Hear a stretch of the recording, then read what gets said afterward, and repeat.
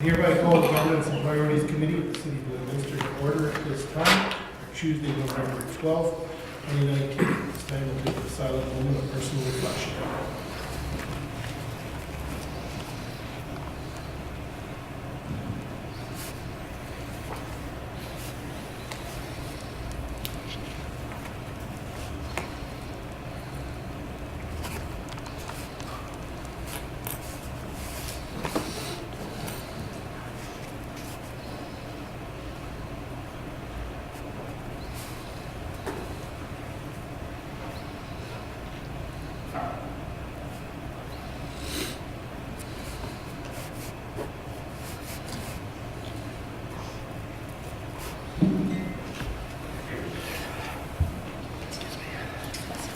As a reminder, all members of council are obligated to declare a conflict of interest or a pecuniary interest as per section 133 of the Lloydminster Charter regarding any item on this agenda.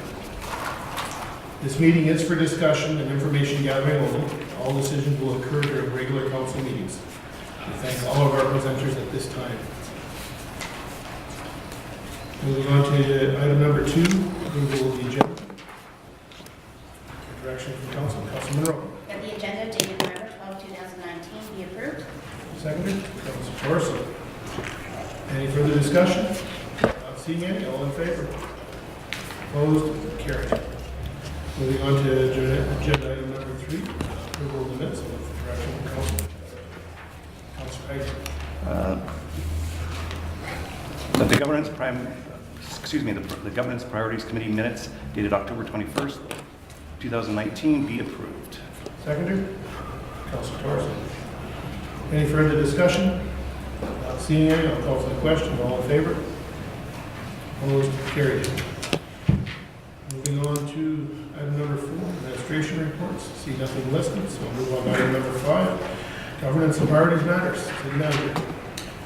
Good afternoon, Your Worship and Council. To present 5.1 2020 nonprofit grant program, I'll ask our CFO, Denise McDonald, to present. Good afternoon, Mayor and Council.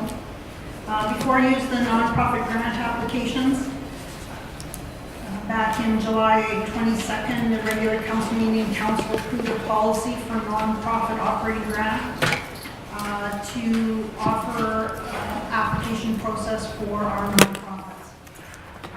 The application deadline was August 30th, and we received a total of 12 applications.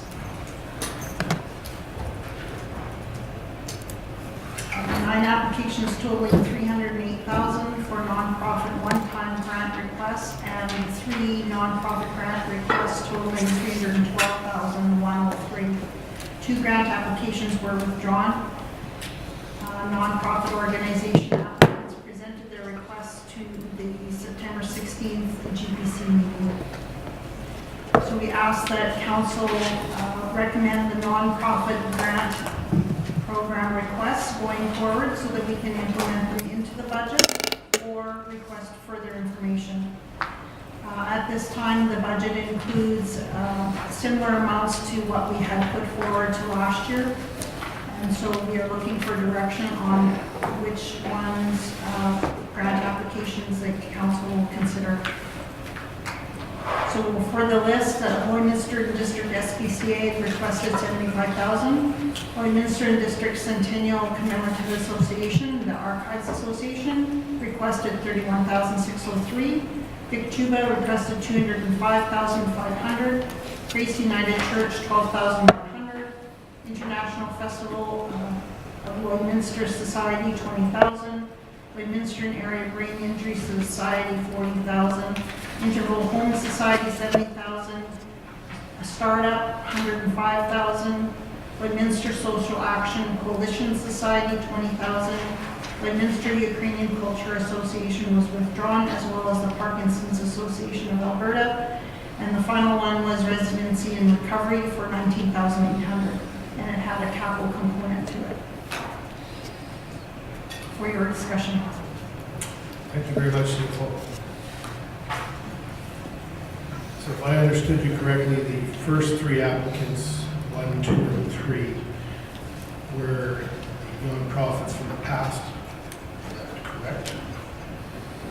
You provide 3 nonprofit annual grant requests. Yes, so in 2019, the amounts for those organizations, I guess, would be Lloydminster SPCA was 125,000. Archives was a little over 39,000. Vic Juba was, I want to say 185. Yeah, maybe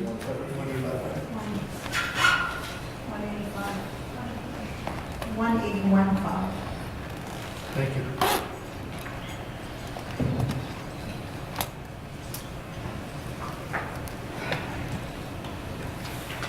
Any new applications that went out, or the application forms that went out for one-time funding, I believe, that's with a new program that was launched this past year, the direction of council to try and solicit input from the community. Is that correct?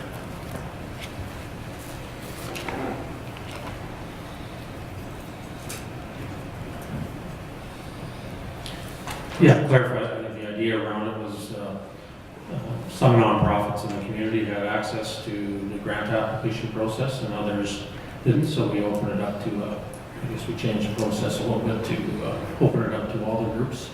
And advertising was out and so forth, plus the policy was put in place. So. Thank you so much. Councilor Thorson. Thank you, Your Worship. I guess just with this being a GPC meeting, I just am having some difficulty in terms of process as far as how this is doing. So if directions given at this meeting, is that the equivalent of a decision on which ones we spend at which amount? And I know that, you know, being deputy mayor, this likely could have been a comment that I had at the agenda review meeting, but I don't recall making that comment. So I'm just curious in terms of process as to how do we do this without it being considered a decision? So actually, the decisions of council are only taken by the council as a whole. So we're seeking guidance in our processes forward before we bring that back for a decision. There's some nuance involved.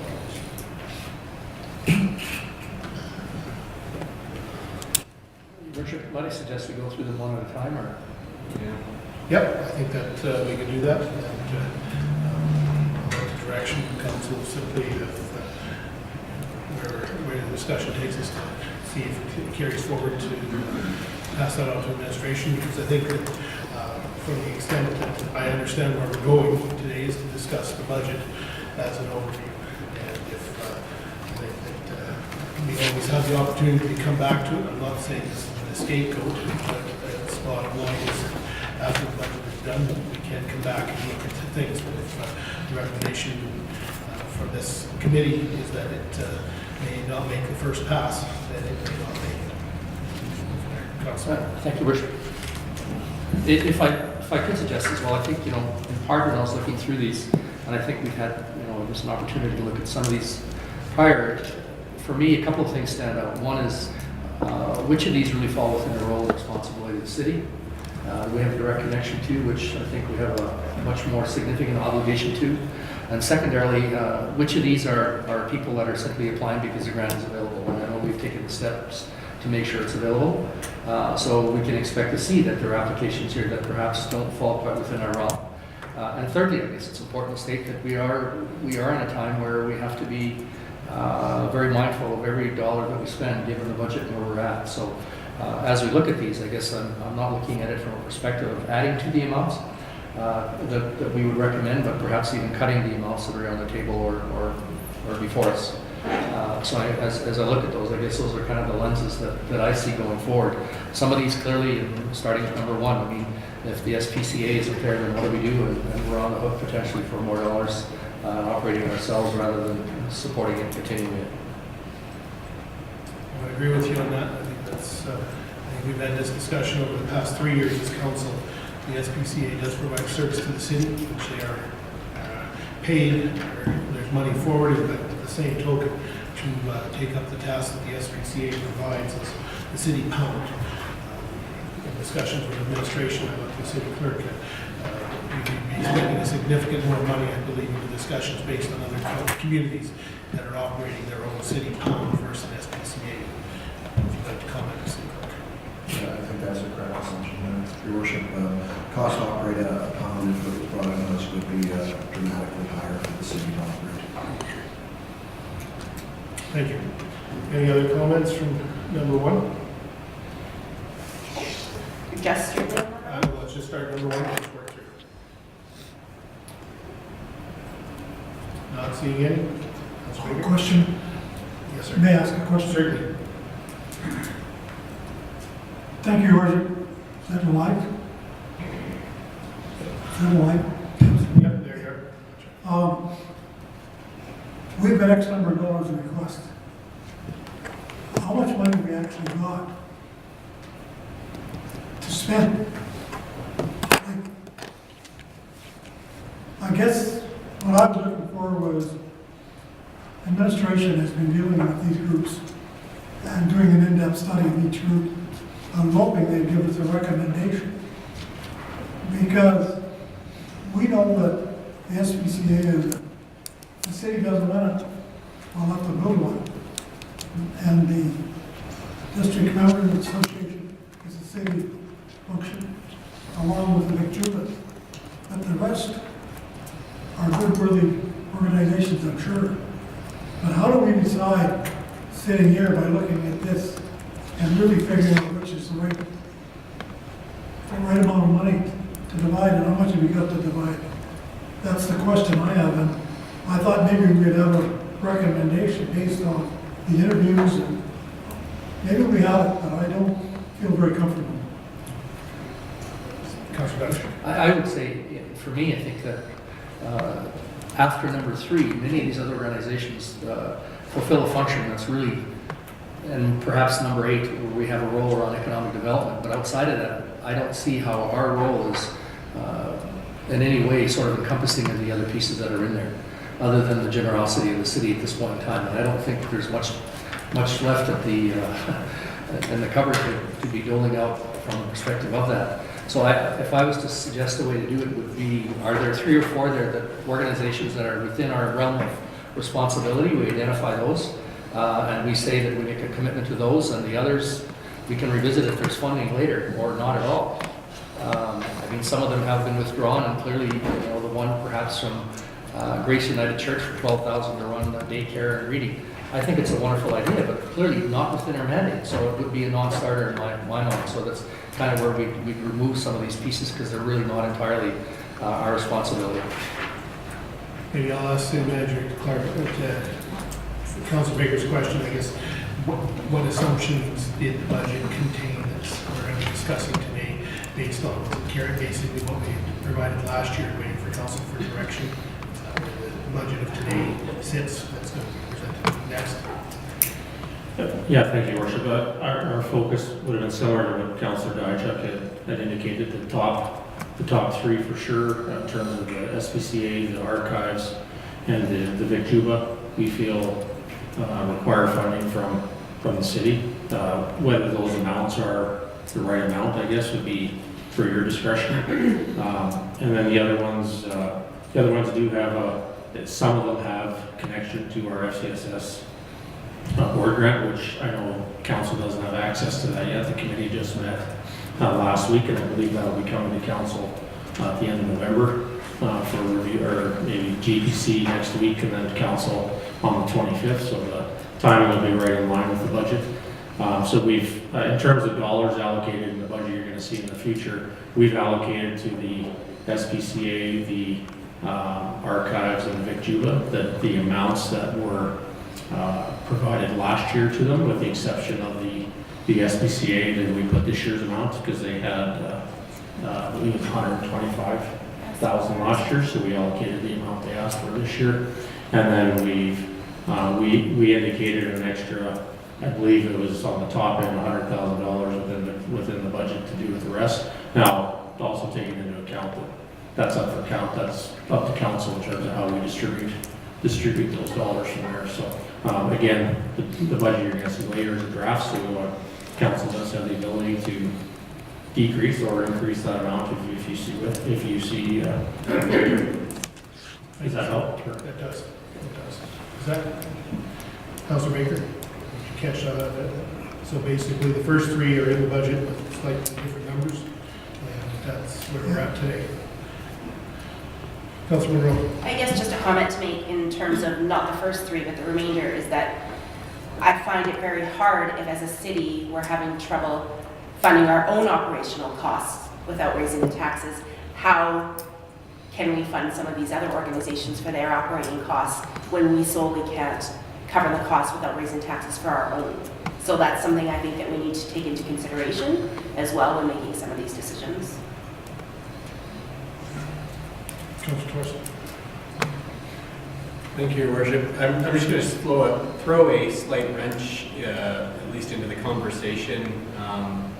And this isn't necessarily me providing an opinion, but when we were at FCM this year, talking about housing and housing issues are considered to be a municipal responsibility in a lot of communities and is a municipal initiative that's going on in a lot of cities. So as far as, whether that be men's shelter or integral home society and items like that, it's not uncommon for that to exist within the municipal realm, although it's not necessarily strictly mandated by any particular provincial government. So just something to keep in mind, that it's not uncommon for it to happen. Generally, that's normally in larger centers where that's something that's focused on. So as far as what we've discussed so far, I have a difficulty in terms of increasing on anything. If they've asked for less, then I think we can give them less. But if they've asked for more, it's a tight year for the city. So in terms of providing the increases, I don't know that we should be providing increases to any one particular group either. If we funded them in the past, there's a lot of projects that I think within the city that are being deferred off, whatever the case is, or moved down the priority list that are likely not going to be done, and we're going to have a conversation about some more where we potentially could cut some more. And I think that we have to do that in all these areas. So, in terms of a 1, 2, 3, whatever we gave them last year, unless it's an increase in ask, otherwise give them what they asked for last year is my opinion on it. As far as municipal responsibility, I think that with the funds that are remaining in terms of what we did for asks last year, I'd say we could do a little bit on the housing side of things, whether administration splits that evenly between the groups or looks at the quality of the applications and makes a recommendation. That's up to them, but I wouldn't be against seeing something like that. And as far as economic development, I do see a role, or economic development is part of the city's responsibility, and if Startup Lloydminster was not doing it, then the city otherwise would have to hire staff to do that kind of thing. And I think for the value per dollar, it's pretty good value. Whether you're able to give them their full ask or not, if you move funds around to some of these other organizations, I think that's something I'd like to see a recommendation from administration. But as far as I'm concerned, those are the ones where I think we should be pointed at. And the others, I think, we're on a slippery slope as far as downloading costs onto ourselves as far as provincial responsibilities go. If Alberta Health Services or Saskatchewan Health Authority or whatever the federal equivalent is not holding up their end of the bargain while on funding some of these different programs, they're the ones that ought to be taking the heat for these things. It's not necessarily the municipal responsibility, therefore not necessarily the heat that we should be taking on those items. Thank you. Councilor Beck again. Thank you, Worship. You're seeing a draft budget coming up that kind of echoes what everybody else has been saying, that not the flushest of times when it comes to cash. And that leadership has to start here. That's what we're sitting here for. And although some of these decisions may not be popular with our nonprofit groups, I would hope that everybody would understand the position that the city is in. services have to be there to run a city. Without cutting services, we need to look at things that we can control. And this is one of those things. I would echo the comments on the top three having a function of holding the line on whatever it was last year, although the Sanitary Railroad Association has actually put a $9,000 drop in their ask from last year to this year.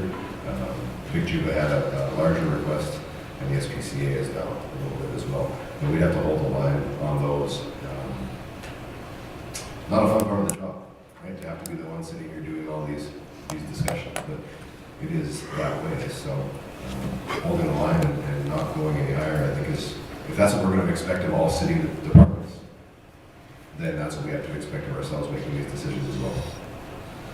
If I can ask administration, item number 8, Lloyd Region Business Incubator, Startup Lloydminster, we have provided in the past, we provided them money last year. Yes, ma'am, thanks for the question. Lloydminster Regional Business Incubator Board received $99,000 last year.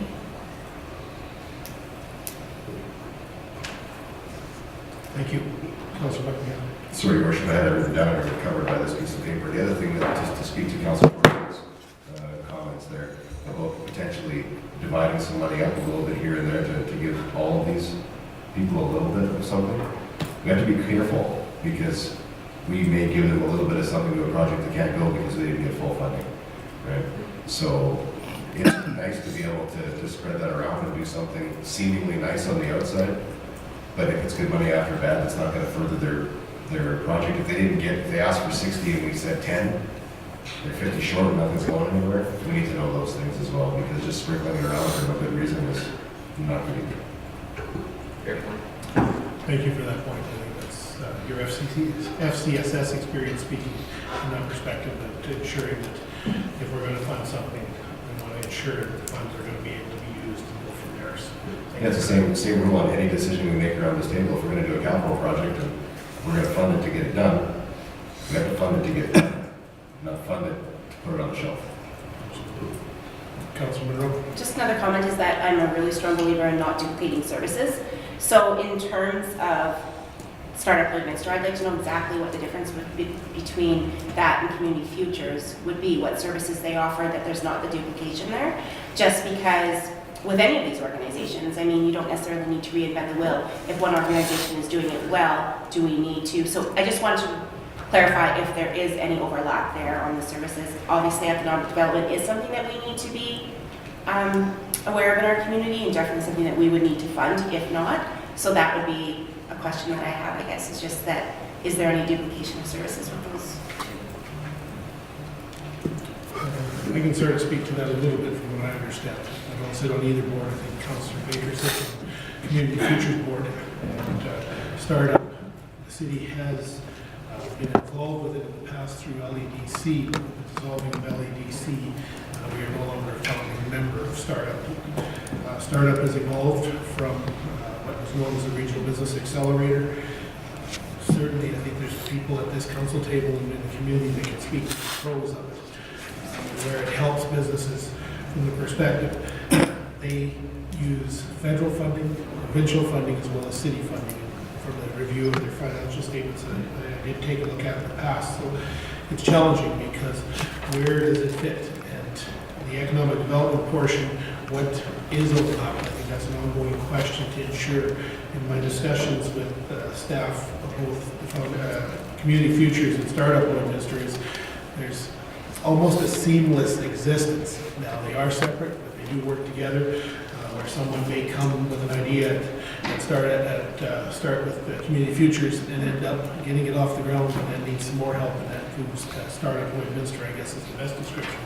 Is that what you've heard, Councilor Baker? I don't know the future. I don't know exactly, but they're moving in next door, and they've referred to, working together. So the detail I'm not into, but when it comes to business plans and things like that, certainly Community Futures do a certain amount of that. Startup does a certain amount of that. So.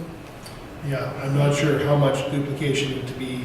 I guess I was expecting someone to talk to somebody to get the detail to relate back to this budget Your worship, if I may, that I guess when we sent out a call last summer or whatever it was for nonprofits to submit their application, I don't know if we put a dollar value on how much we had to spend, but if we didn't, it was our error, because obviously we have got a lot more grant requests than we have money.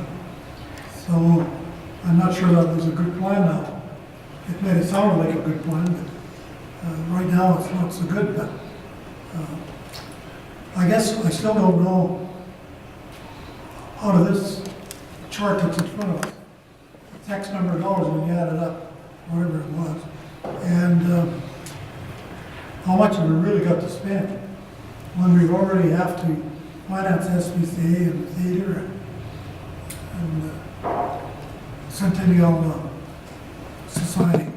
So what have we really got to spend? You know, that's the question. If we have $100,000 to spend, we have $100,000. How do you split it up? I don't know. Maybe I'm off track. So we do have some feedback today, and then we can take some of the feedback that we've got, unless there's any other key messages you want, and we can bring forward a recommendation based on that to the next, unless there's some, and then I guess have council debated on the 25th, I guess, or 25th or 26th, next council meeting. If there's, I think I've got a lot of the key messages that you've said, so I think we can do that, unless there's other messages you want, we can bring forward a recommendation. Councilor Buckingham. Thank you, Worship, through the city manager. You'll be bringing forward that recommendation to GPC next week to bring it to the council meeting after. We could do either way. We could bring it forward as a discussion point again next week with the recommendation if you want. Or we bring it right to the 25th, whichever way council wants is we can do. And I would like to see a recommendation of what they've proposed in numbers in the GPC, personally.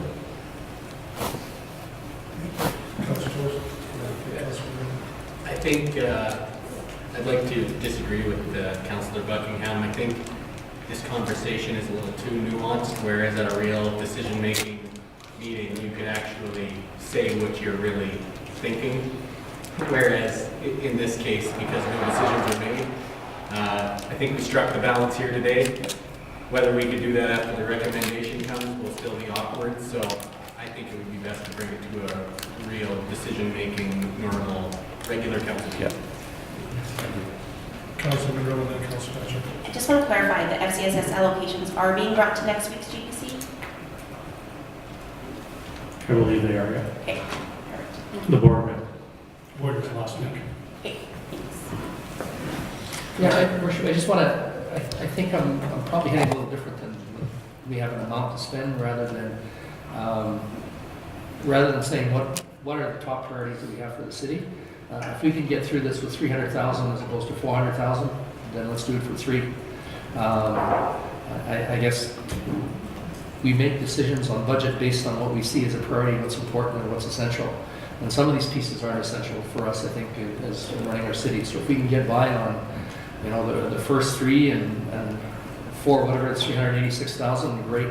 I don't want to say let's spend 450, and then we're looking to find where we give the balancing amount. I'd rather say what those top priorities are, and then we go with those. And in the end, if there's money in the budget left over and we want to revisit, and FCS is able to support some of these, then yeah, okay, we can go back then. But I would say right now it's more about fine-tuning and bringing the number down to the base as opposed to spending a particular amount. That's my take on where we're at right now. I don't know what everybody else is at. I think I would have to agree with Councilor Share that I did sit on the FCSS review committee for the applications that will be coming forward for recommendation, or the recommendation coming to council.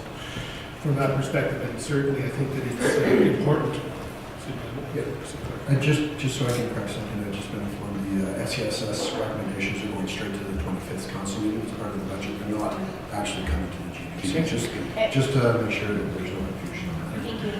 And I think it's, you know, as I look at the applications, knowing now the FCSS criteria and things like that, there's some of them do apply, some of them don't apply, and I believe believe some have been recipients in the past of FCSS money, so this was an opportunity, and again, this was our first time, and I think that we can send some direction to administration to try and fine tune this, because really we're getting asks that might be beyond FCSS. And as we've talked about, the challenge is we're at a critical time in our community, and we've heard that very clearly from the community. To be allocating monies that we didn't in the past, we need to have a pretty darn good reason, I believe, that would be more than ever. And I heard Councillor Torreson's comment, and I'm going to use the term that Councillor Baker talks about. We got downloaded on housing from the federal and provincial governments, and we're going to talk about downloading quite a bit in the next hour or 2 or 3 as we talk about the budget, because we know that we've been a shift from the province of Alberta to the city. We still got to deal with that. We'll have a budget in March from the government of Saskatchewan. We'll have a federal budget again that we're not sure where the heck we will stand. And we go through this each and every year, and that's why I use the term provisional budget. When we really get to a budget, it is provisional, subject to being able to find enough money to meet all our budget needs. But I also do understand from administration the need to get to a budget. So I think that in this case, I think that my recommendation to administration, if council is in agreement, is that we bring back 3, 1, 2, and 3, and the remainder would be up for discussion at that point from that perspective, because they are pretty much all new asks other than startup Lloyd, and we'll have to take a look at that one accordingly from that perspective. But I think every other one is a new request we've seen somewhere along the lines potentially for various things, but I think we're going to be challenged, and then we can always add, but it's a lot harder to take away. Again, Councilor Kachuk mentioned that if we start with the basic, we can always add to it, but if we add too much now, we're going to be trimming and then looking for that trim. If that's acceptable to council, that's the administration bring that forward, and then we can go from there. This won't be lost, but it's in the back pocket rather than in the front pocket. I see some heads nodding. For sure. Councilor Torreson. Yeah, I just want to be careful with how nuanced we are with this discussion without it being somehow a decision as to what's being funded and for how much at this table, because that's really not the place. So long as it's coming back to the next meeting. There's a fine line, and I think we have to make sure we're staying on the right side of it as far as the discussion goes. Okay. Your worship, I think the line is there's no motion. There is no motion. So we're good. Give direction to the administration from there. Moving on to 5.2, 2020 drafts budget. City Manager. Thank you, Worship. To present the 2020 draft budget, I'll ask Ms. McDowell to present.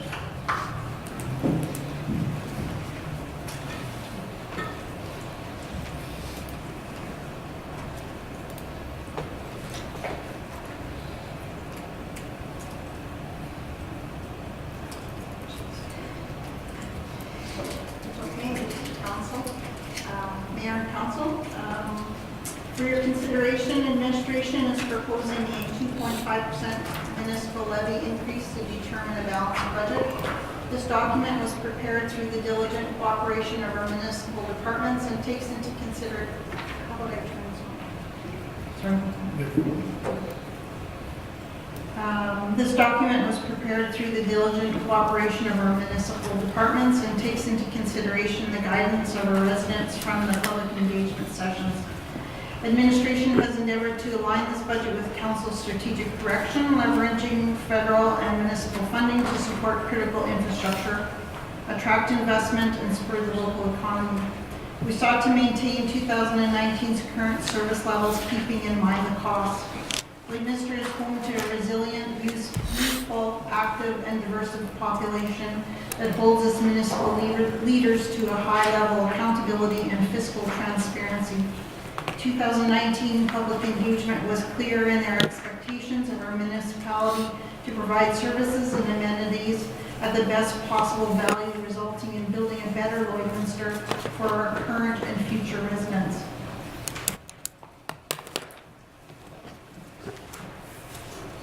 The next slide just shows that we are keeping in line with the 2017 to 2021 strategic plan. And then the next slide shows our calendar for the year. So the timeline for the budget process started in May with the departments reviewing their business plan achievements from 2019 and commenced on their 2020 business plans. In June, the departments started preliminary budget training and budget discussions. July and August, the strategic plan was reviewed and updated. July, August, and September, community engagement occurred. In September, each department presented their budget to the executive leadership team, and today, administration presents the first draft of the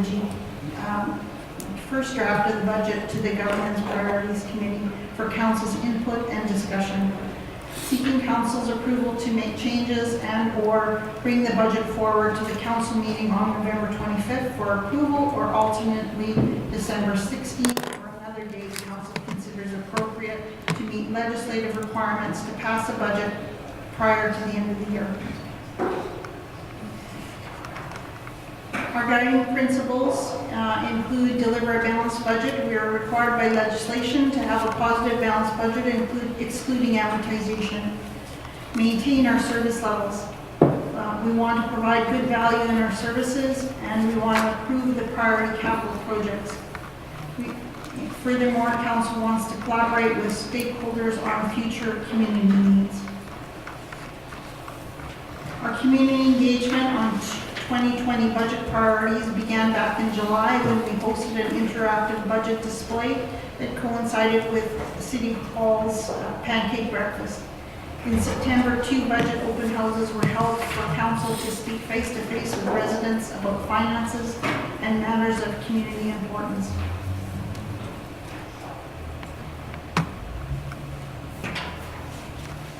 Our online budgeting simulator saw more than 120 residents weigh in on their municipal spending priorities, measuring their wants and needs against the simulated impact on property taxes. Through the engagement period, over 50 comments were submitted for Council consideration, the majority of which focused on the areas shown here. These comments and suggestions have been of value to administration in our consideration of spending priorities for the year ahead, and we thank those who took the time to provide input. So the main topics were road repair and construction, public safety and emergency services, the taxation rates, administration and financial management, art and culture, rec opportunities, park maintenance, land division, and public transit.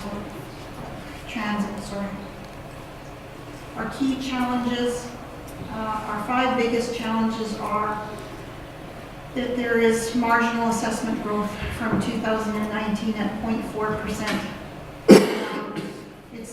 It's been included in our projections along with the 2.5% increase. Provincial budget forecasts an ongoing reduction in our municipal grants. This leaves the city with few options to offset increased costs. With regard to infrastructure deficit in 2020, we will continue with the asset management program to get a true picture of the city's infrastructure deficit. Fire services, we are continuing to address the staffing and capital requirements to meet the community needs and current fire department structure. We have critical need facilities refreshing and replacement. Multiple public buildings are at or near end of life as identified in the 2019 building assessment report. With that, it takes us into the operating budget. So I'd just like to give you an overview of how the presentation will roll out on the operating budget. So I will present some operating highlights. We will have a view of the operational revenues for 2020 split into general, land, and utilities. And then we'll look at the operating expenses for the 2020 budget and split it also into general, land, and utilities. We will look at a historical budget for 18, 19, and 20, and then we'll look at a variance report by department. There will be an opportunity to ask questions at the end of each slide. So our first slide, administration is proposing a 2.5% increase in the municipal levy compared to 2019. This budget continues to consolidate and standardize our expenses in relation to facility and revenue sources to support, for example, whether it is tax supported or user fee supported. Our goal is to establish true costs of each functional area in the city. Therefore, we have implemented fleet rent that supports a contribution to reserves for all capital replacement. All equipment and vehicles purchased in 2020 will be funded by that reserve. Building rent, office rent has been better established for Operations Center, City Hall, RCMP building. In addition, we've allocated janitorial costs, printer costs, telephone costs, and appropriate costing areas. As a result of this transition, the variances between 19 and 20 are impacted greatly and difficult to read.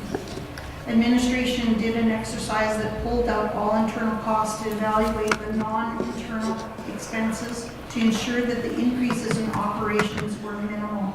The final area of accounting changes was to move the items from the capital list that were under $10,000. While this will cause some operational expenses to increase by these items, it allowed the capital list to be more realistic for council to review.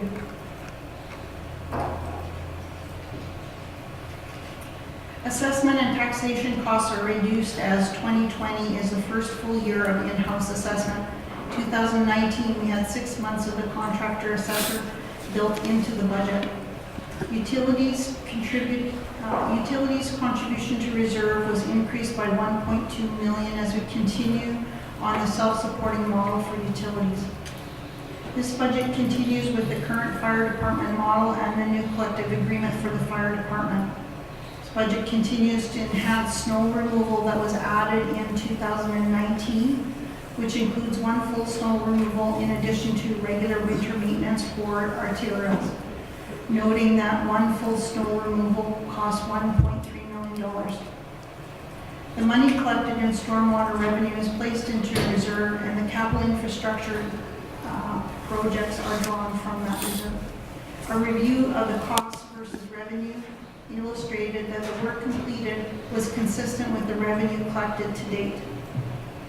RCMP contracts increased 2.4%, and the city has been advised that there is retro pay settlement for the RCMP collective agreement, which is included in our 2020 budget, but we've supported it from reserves so that it doesn't have an impact on next year's tax rate.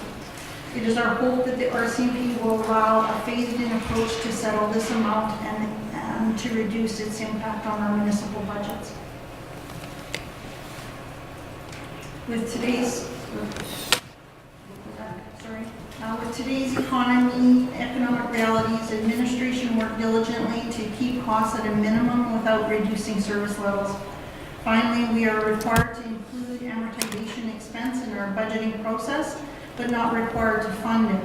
Amortization is sitting at approximately $23 million and has not been included at this time, primarily for ease of identifying that it's a balanced budget.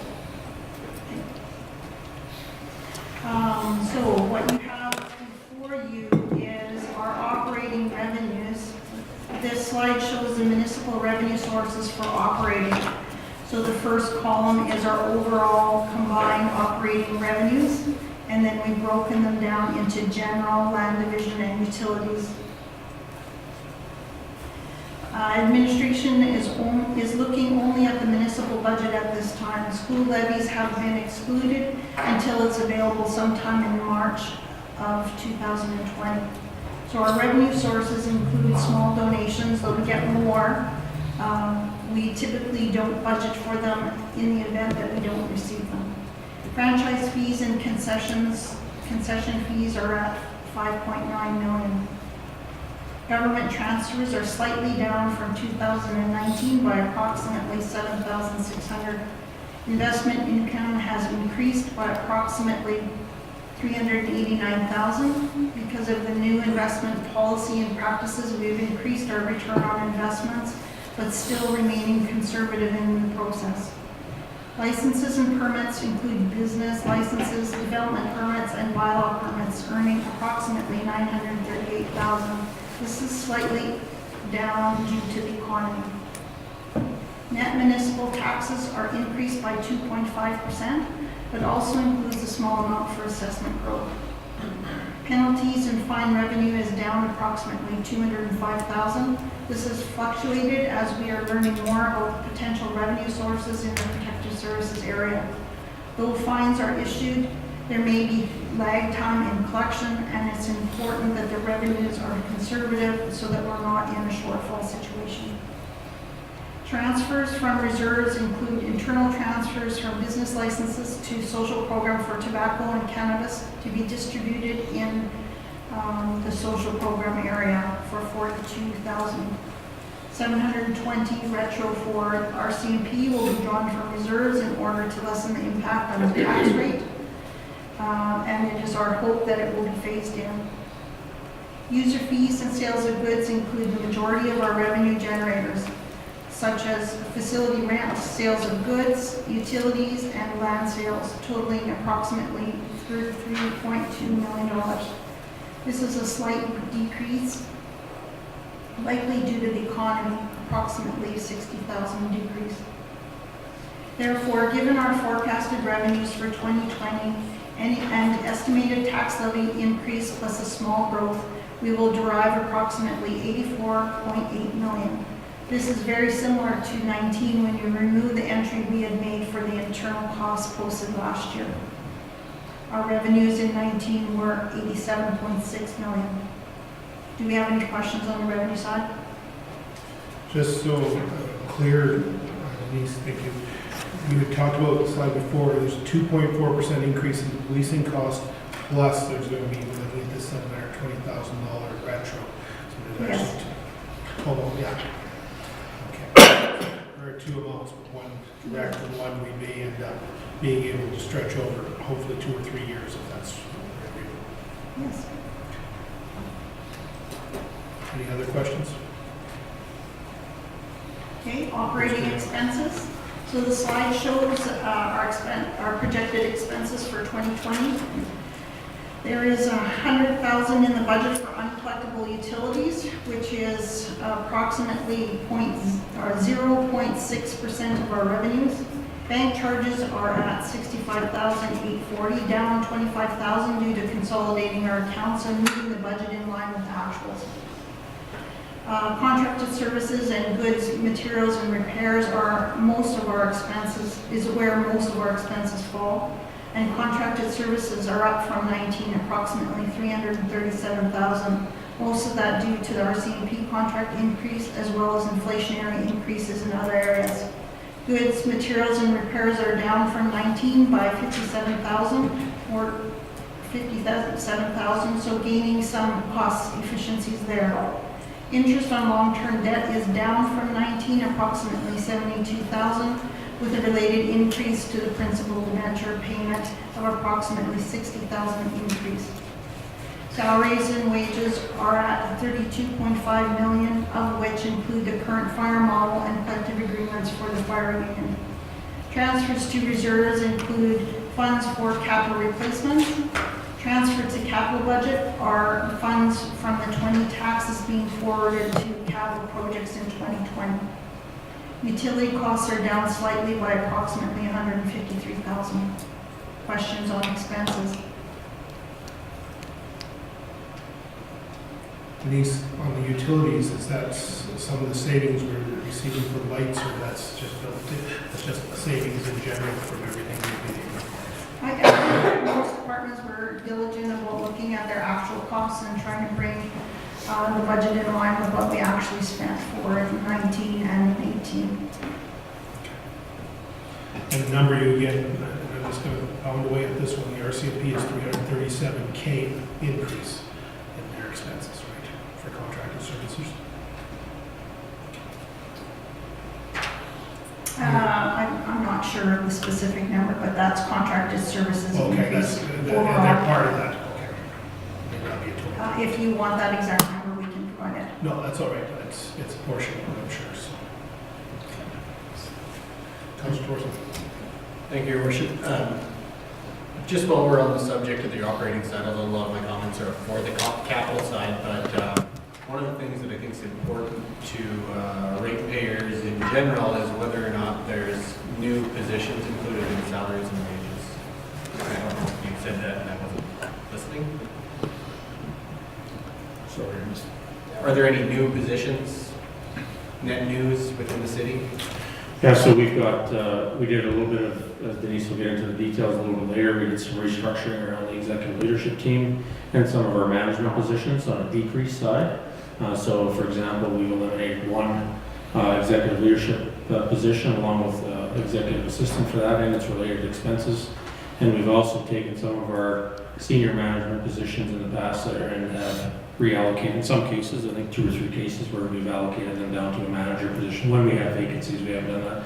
And in saying that, we've also added the equivalent of 4.1 full-time positions in strategic areas in the budget policy for council discussion, but that's what's in there at this time. Okay. Councillor Batchel. So fire, where would they fit in our fire department? I believe In which category are they in? so. Salaries and wages. We will have a chance to look at them individually. Oh, We will okay. get into the departments shortly. Okay. Thank you. Okay? Any other questions on operating expenses before we move on? Please carry on, please. Oh, sorry, Chris Baker. Thank you, Roger. Well, trying to hold the line is, I understand very much so. We have an RCMP increase coming, 2.4%. I'm not sure where the radio system is in this. Is that in that number? The new radio system we have to buy? I think it's a separate line item, Councillor. I think that, with the city clerk, he can make me fill the sick. So within the contracting costs for the radio system, for the AFRAX radio system, for the RCMP, that's included in the RCMP budget. The separate capital items that you see for the fire department, as well as for the public safety teams, are additional AFRAX, just so they can be compliant with those radio systems. Like you say, we've got the fire department, a new model that's going to cost us money. The cost of goods, not just carbon tax on the fuel we buy, but the cost of goods on anything we buy, probably will have an impact on the price. The trade tariffs that are, I don't even know where they are anymore. Somebody figures that out, let us all know. But in any case, if there's a tariff still on steel and all this stuff, it's going to cost us more and more all the time to operate. So I think that holding the line at 2%, unless we start cutting capital projects, will be a real challenge. Hopefully we can make this work. Thanks, Councillor. Any other comments before we move on? CFO, please carry on. Historical operating budget. This slide is a look at the last 3 years of the operating budget, keeping in mind that we have some changes in accounting practices that impact the variances. So you can see that our donations are minimal and being reduced. Franchise and concession fees have decreased, started at 5.8, it went up to 6 million and then down to 5.9. So there's not a whole bunch of fluctuation in there. We kind of felt that the 2019's budget was maybe we increased it a little bit too much and we wanted to be conservative. Government transfers, you can see that our transfers are at 3.5 in 18, 3.8 in 19, and 3.7 for 20. So it's currently less than 19, but a little more than 18. Investment income, we've gone from 375 in 18 up to 1.1 in 19, and we believe that we can reach 1.5 in 2020. Licenses and permits, you can see that we went up from 989 in 18 to 1 million in 19, and down a little bit for 20 due to the economy. Net municipal taxes for 18 was sitting at 35.2. We went up in 19 to 36.1, and we're proposing 37.2 for 2020. Penalties and costs of taxes, that also includes fines in there, and we're sitting at 2.2 for 18, 1.5 for 19, and 1.3 for 20. So you can see that we're trying to figure out where is the right spot to have a conservative but accurate budget for the revenues on the fines and penalties. Transfers from reserve, so this shows our change in accounting practice. So the 5.1 million that's sitting in 19 was revenues from our internal rent. That no longer is being recorded in revenues. It will be in an offsetting entry on the expense side. So the transfer then gets reduced to 759, and that will encompass the money for the 42,000 going to FCSS for the social programs derived from the tobacco and the cannabis license sales.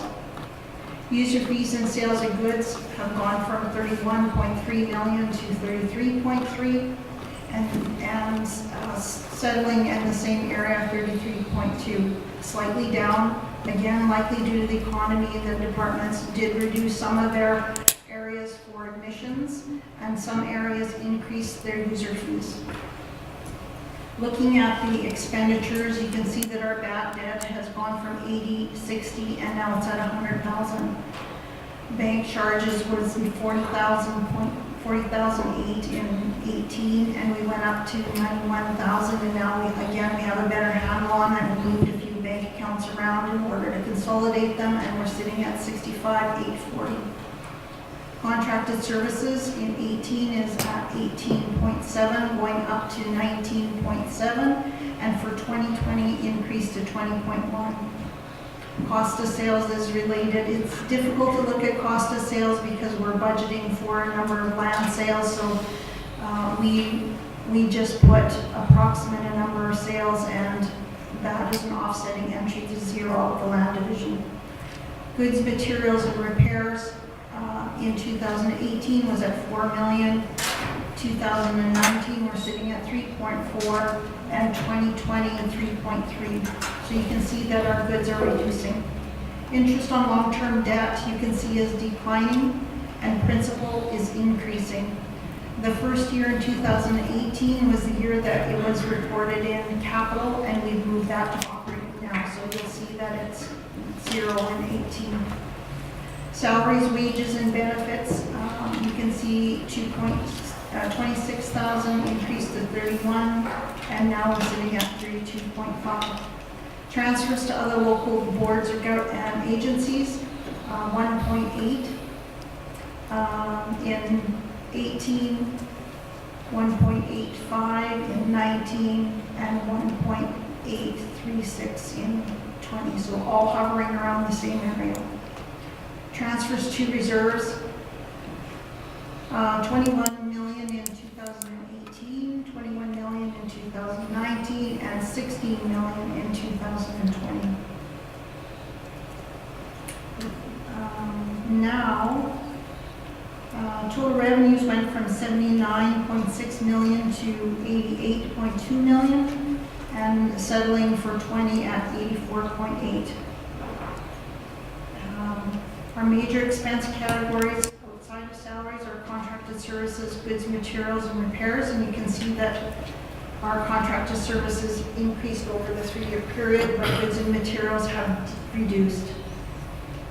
Is there questions on any of those line items? And from here, we'll go over the departments. CFO, regarding the revenue of any proceeds from disposal of capital assets, I take it there wasn't anything that was sold this past year that would have come back against that, or how does that work? So if the city deems after a period of time when a half-ton truck has reached its end of life and it's gone through the city, we put it up for sale at the public, does that show up here as a capital return, or does that show up somewhere else? Typically, we're not budgeting for disposals at this time. Okay. There'd be an offsetting entry in order to get it off the books. Okay, so I don't think it's a significant amount. no, I would imagine that not, once we're done with it, I hope that it's not retrieving a lot of value. Mm-hmm. Good or bad, I guess that's the difference. Thank you. Any other questions? Please carry on. Don't just, we do sometimes trade them off to purchase another piece of equipment as well, so that does happen as well. Not just True, straight and I off. guess the compactor at the landfill would be the example last year where we only budgeted X number of dollars and we got some retained value from it. Good point, thank you. So this is the operating budget by department, and if you just do a quick little gander down the variance, you can see that some of the numbers are alarming, and that's because of those accounting practices and the changes between 19 and 20. However, now that you've had a pretty good review of it by object, this is by function, and I'm going to give you the variance explanation. I think it's going to be easy to understand why it's happening. So we'll start with the municipal revenue at the top, and in 2009 that includes $5 million of in transfers for reserves and internal transfers, so that was removed. Municipal revenue, property taxes. The impact of the bottom line is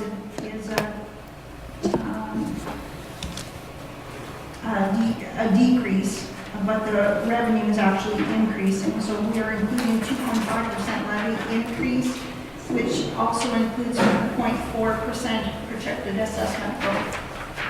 Just a quick, you probably don't have this sheet in your package. This is just an Yeah. extra level of detail that we're providing today as an option. Kind of takes it to another level from what you've seen, what Denise just explained. So this one is strictly on the screen. Yes. So not in our binder either. Might be in your binders. Just to be clear though, this includes the variance as far as the change in accounting practices included in this document. Yeah. To be honest with you, like, I'm fine with going through it all the same because you are going to give a little highlight of something that's changed, but you know, for the most part, and I get that we continue to do things better, but I've said in the past it makes it really hard to compare year to year and to really, for that to have any kind of value when there's a significant accounting change that's happening. So I just don't know if the general public, if they decided to look at this, would have any kind of context of understanding this And that's why we document. pulled it out of your packages, but I think it's still valuable to look at. Say, you can identify from the fire services the amount Right. that it's increased. You can look at the RCMP.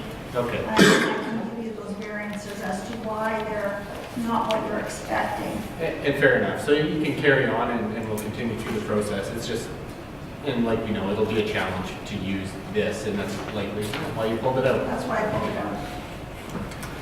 Please carry on, CFO.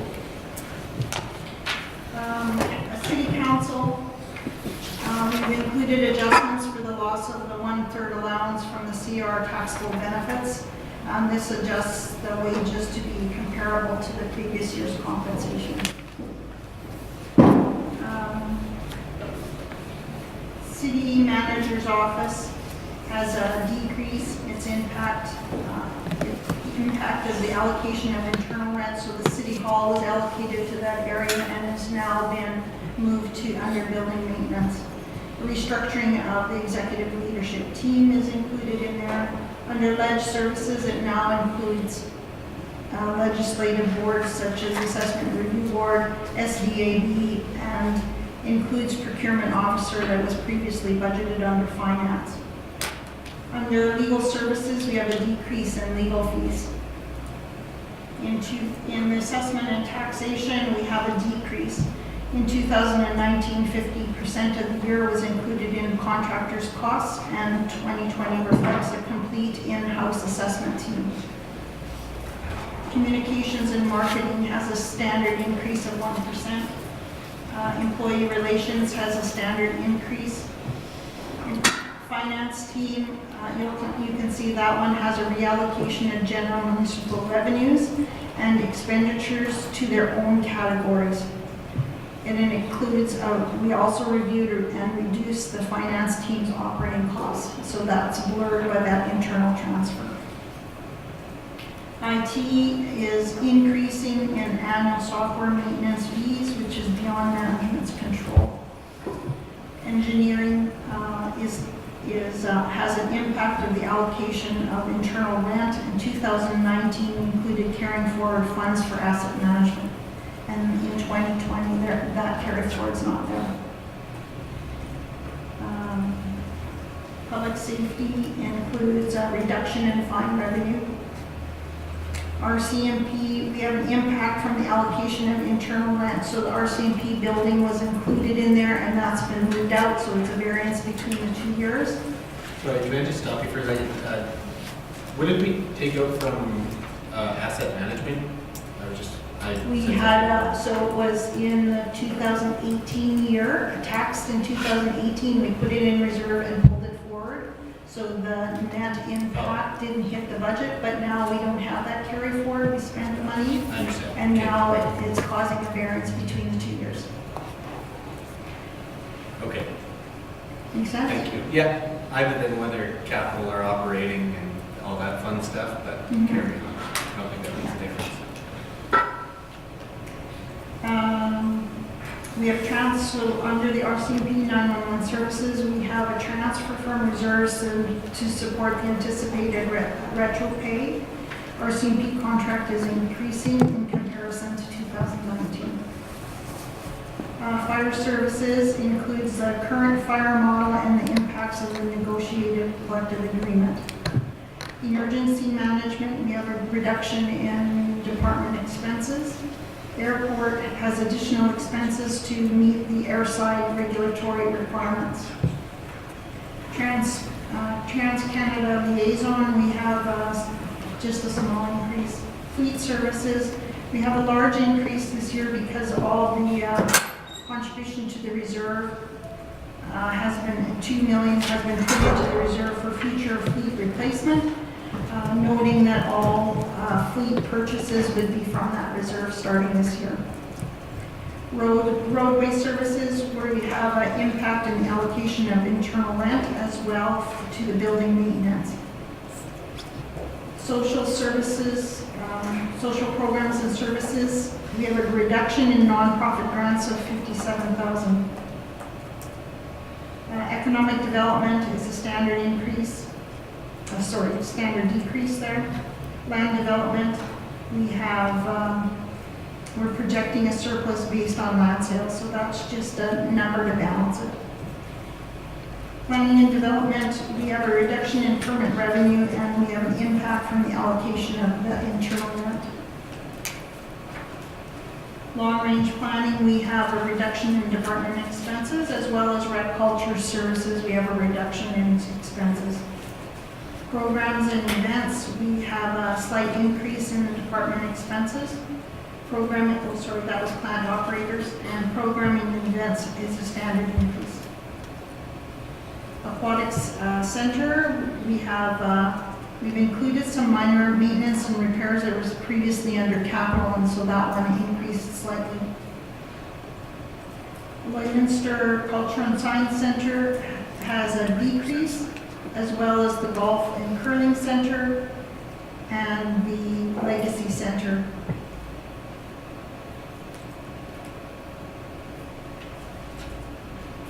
The library we've included with a 2.5% increase to factor in some inflation for them.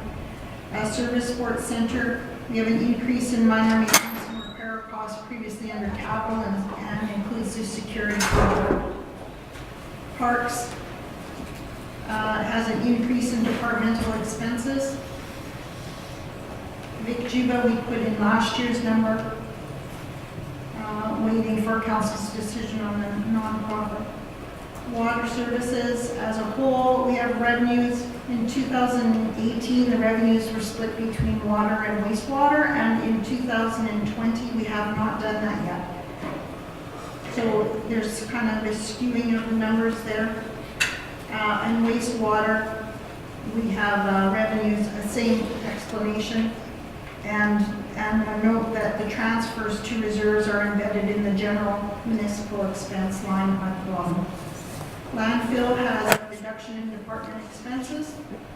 And the general municipal expense includes a decrease in funds transferring to operating reserves and an increase in funds transferred to the current year's capital projects. And there are your operating variances by department. So if there is there any questions on that?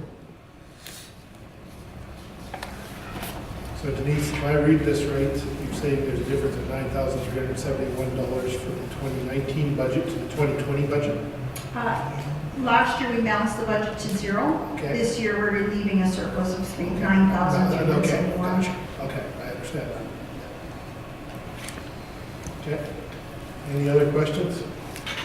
So for the general public, because I know we're going to have to describe this to help folks, since you've joined us as CFO, Denise, you've moved us from one point, we're moving forward quite a bit.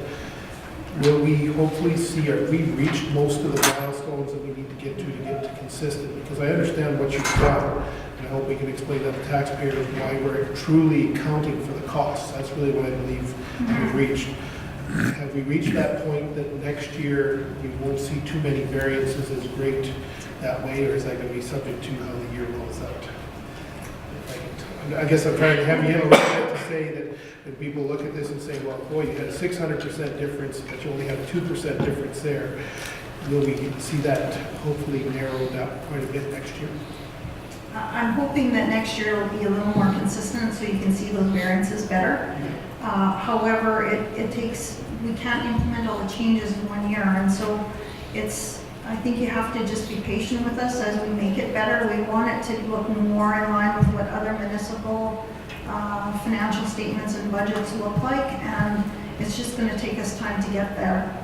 When I came in 2018, I think you can remember that we had financial statements that were late, and the finance team has worked, not necessarily to my credit, but the department, they have worked very hard in bringing the financial statements up to par, and now we're working on making things better for transparency. We know it's not where we want it to be, but we need some time to get there. And I appreciate that. I think that the community is prepared to, and is giving us that time as well, because I think that's understandable. We know this council dealt with a new computer system that the city's gone into. There's been changes, yourself included, and I think that's important. And I think that at the end of the day, we're trying to be as transparent as we can with the costs, with the income.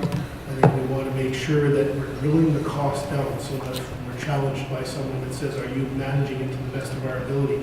We are tracking the costs as best as possible. I think that as a taxpayer, first of all, sitting in this chamber as the mayor and member of council, I think it's important that we know and we have that comfort that we are getting to the bottom of real costs. And we'll hear in terms of sandbagging and things like that. That's not happening because they are truly being accounted for. And I think that's very important because it goes on in private industry, it goes in public, and we are in the public setting here to ensure that we're looking at some costs we have no control over. We're going to talk about that some more as this goes on. Thank you. I think that you've given us a very good description and appreciate where you're moving. Trust me, from my perspective, and I hope I speak from council's perspective, that we realize it's going to take a little bit more time, and that's the message I also want to convey to the public is this is work in progress. We just turned an $80 million operation on an annual basis in a direction or more. It takes some time to get everybody flowing in the same direction. And I think it would be quicker if our reserves were in a much better position. However, we can't implement drawing from reserves if the reserves aren't there to draw from. So it's going to take that time to build those reserves. And you'll see that there are some slides a little bit later on what we're projecting from the reserves and what's happening with those reserves as we're forecasting for 2020. It's still not in a good position. Yeah, I'd take it a step further and say it's also a training for our staff as well, outside of the finance team. The finance team is going, making the changes, and then we have to, the rest of our staff have to, I guess, follow suit, and with the financial software and all those types of things, it's going to take some time to get our staff up to the full training as well, and get them comfortable with the new way, if you want to call it that everybody's put their best foot forward, and we want to see it as soon as possible as well, get to you know, the ones and twos and not 1,200%. So I think there's some initiative on our side to make that happen as soon as we can. Obviously, as I said, it does take time. And you're right, I think that time we have, time we don't have, it can be looked at either way, I guess, from that perspective. We'll answer to the taxpayers accordingly. We've just finished the operational side. Would council entertain taking a 5-minute recess to refresh and come back and start the capital process?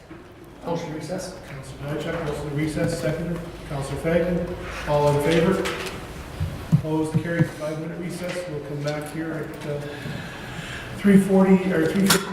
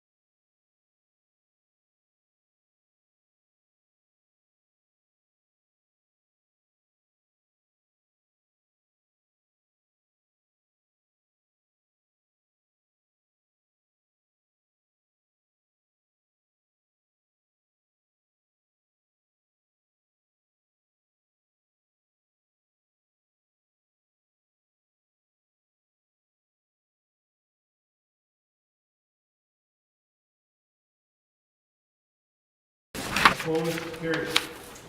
Through the city manager to the CFO. We'll move on to capital budgets. 2004. Under the capital budget, just an overview of the presentation of the capital budget. We'll look at capital highlights, capital grants, individual capital projects by department, capital projects requiring council direction and stakeholder input, overview of the capital budget, and then we'll look at the reserve balances and projections, the debt balances and projections, and then an opportunity for questions at the end of every slide. So under capital highlights, please note that the list of capital programs presented to the executive leadership team included 54,179,025.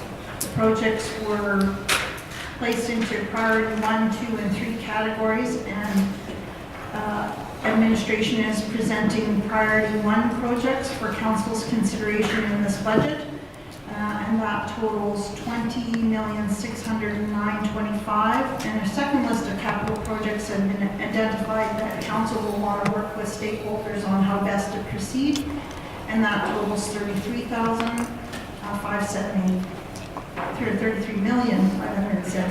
for an overall capital project list total of $54,179,024.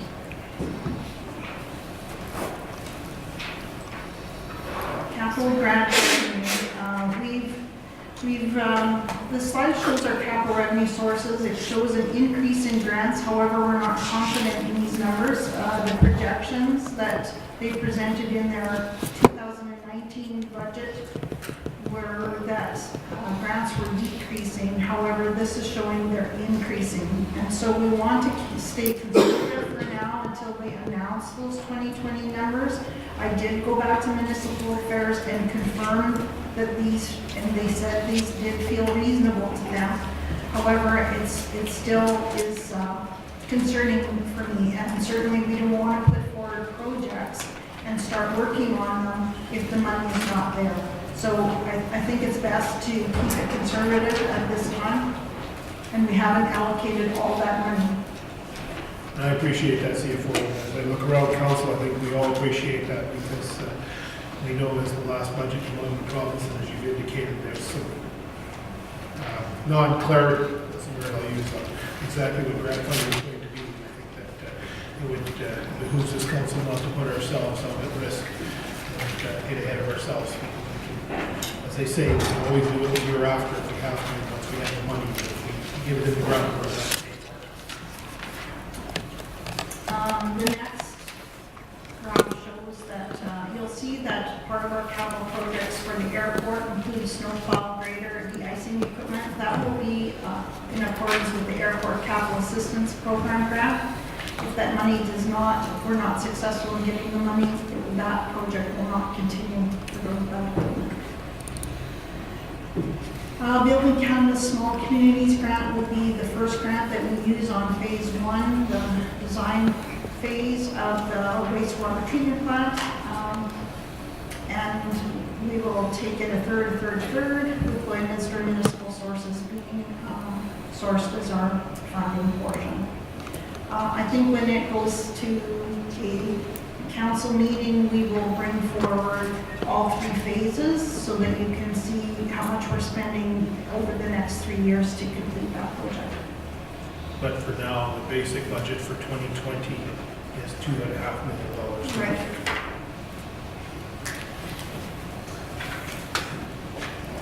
Capital budget, so we've broken them down into department areas. So this is under the general government area, and so we have SPCA parking lot upgrade for $18,000, building maintenance and furniture replacement.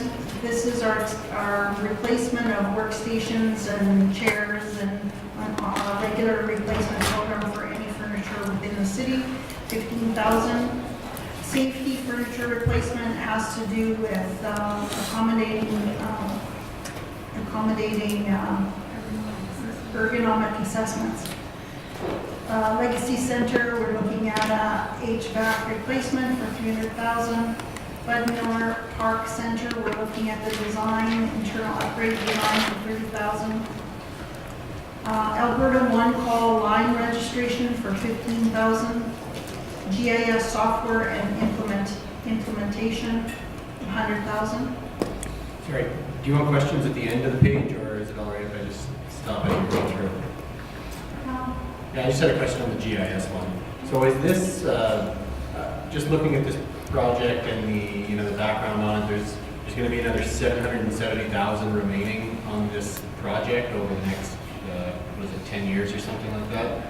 So is this just almost like an annual type of expense that we have to do? And is it related to the capital asset management program?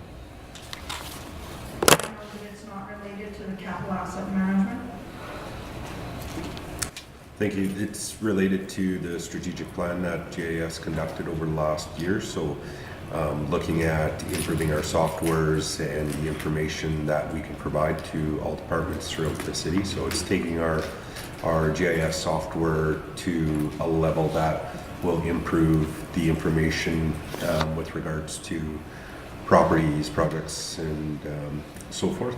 So it's an improvement to our current GIS system to bring it in level with other municipalities' GIS systems. And sorry, what does it do for us versus what our current system does? It will enhance the data collection and the availability for data to be dispersed to all departments, including residents within the community. Okay.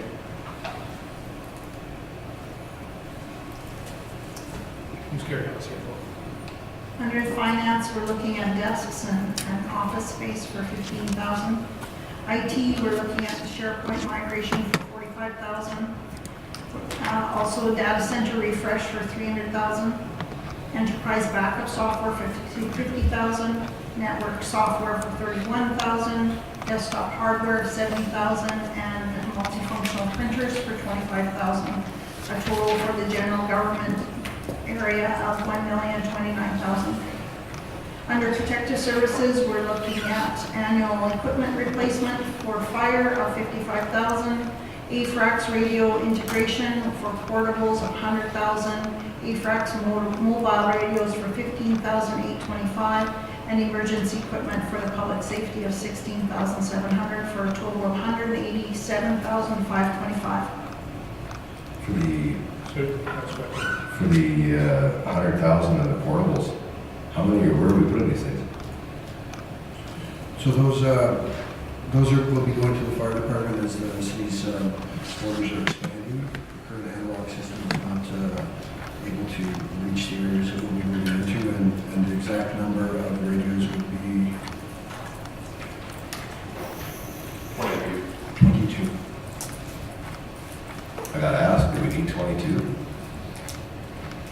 For integration to other municipalities? That's only $100,000 for that. I'm just curious as to why we would need 22 of those. If I could ask the chief to come up and explain the logic behind the 22.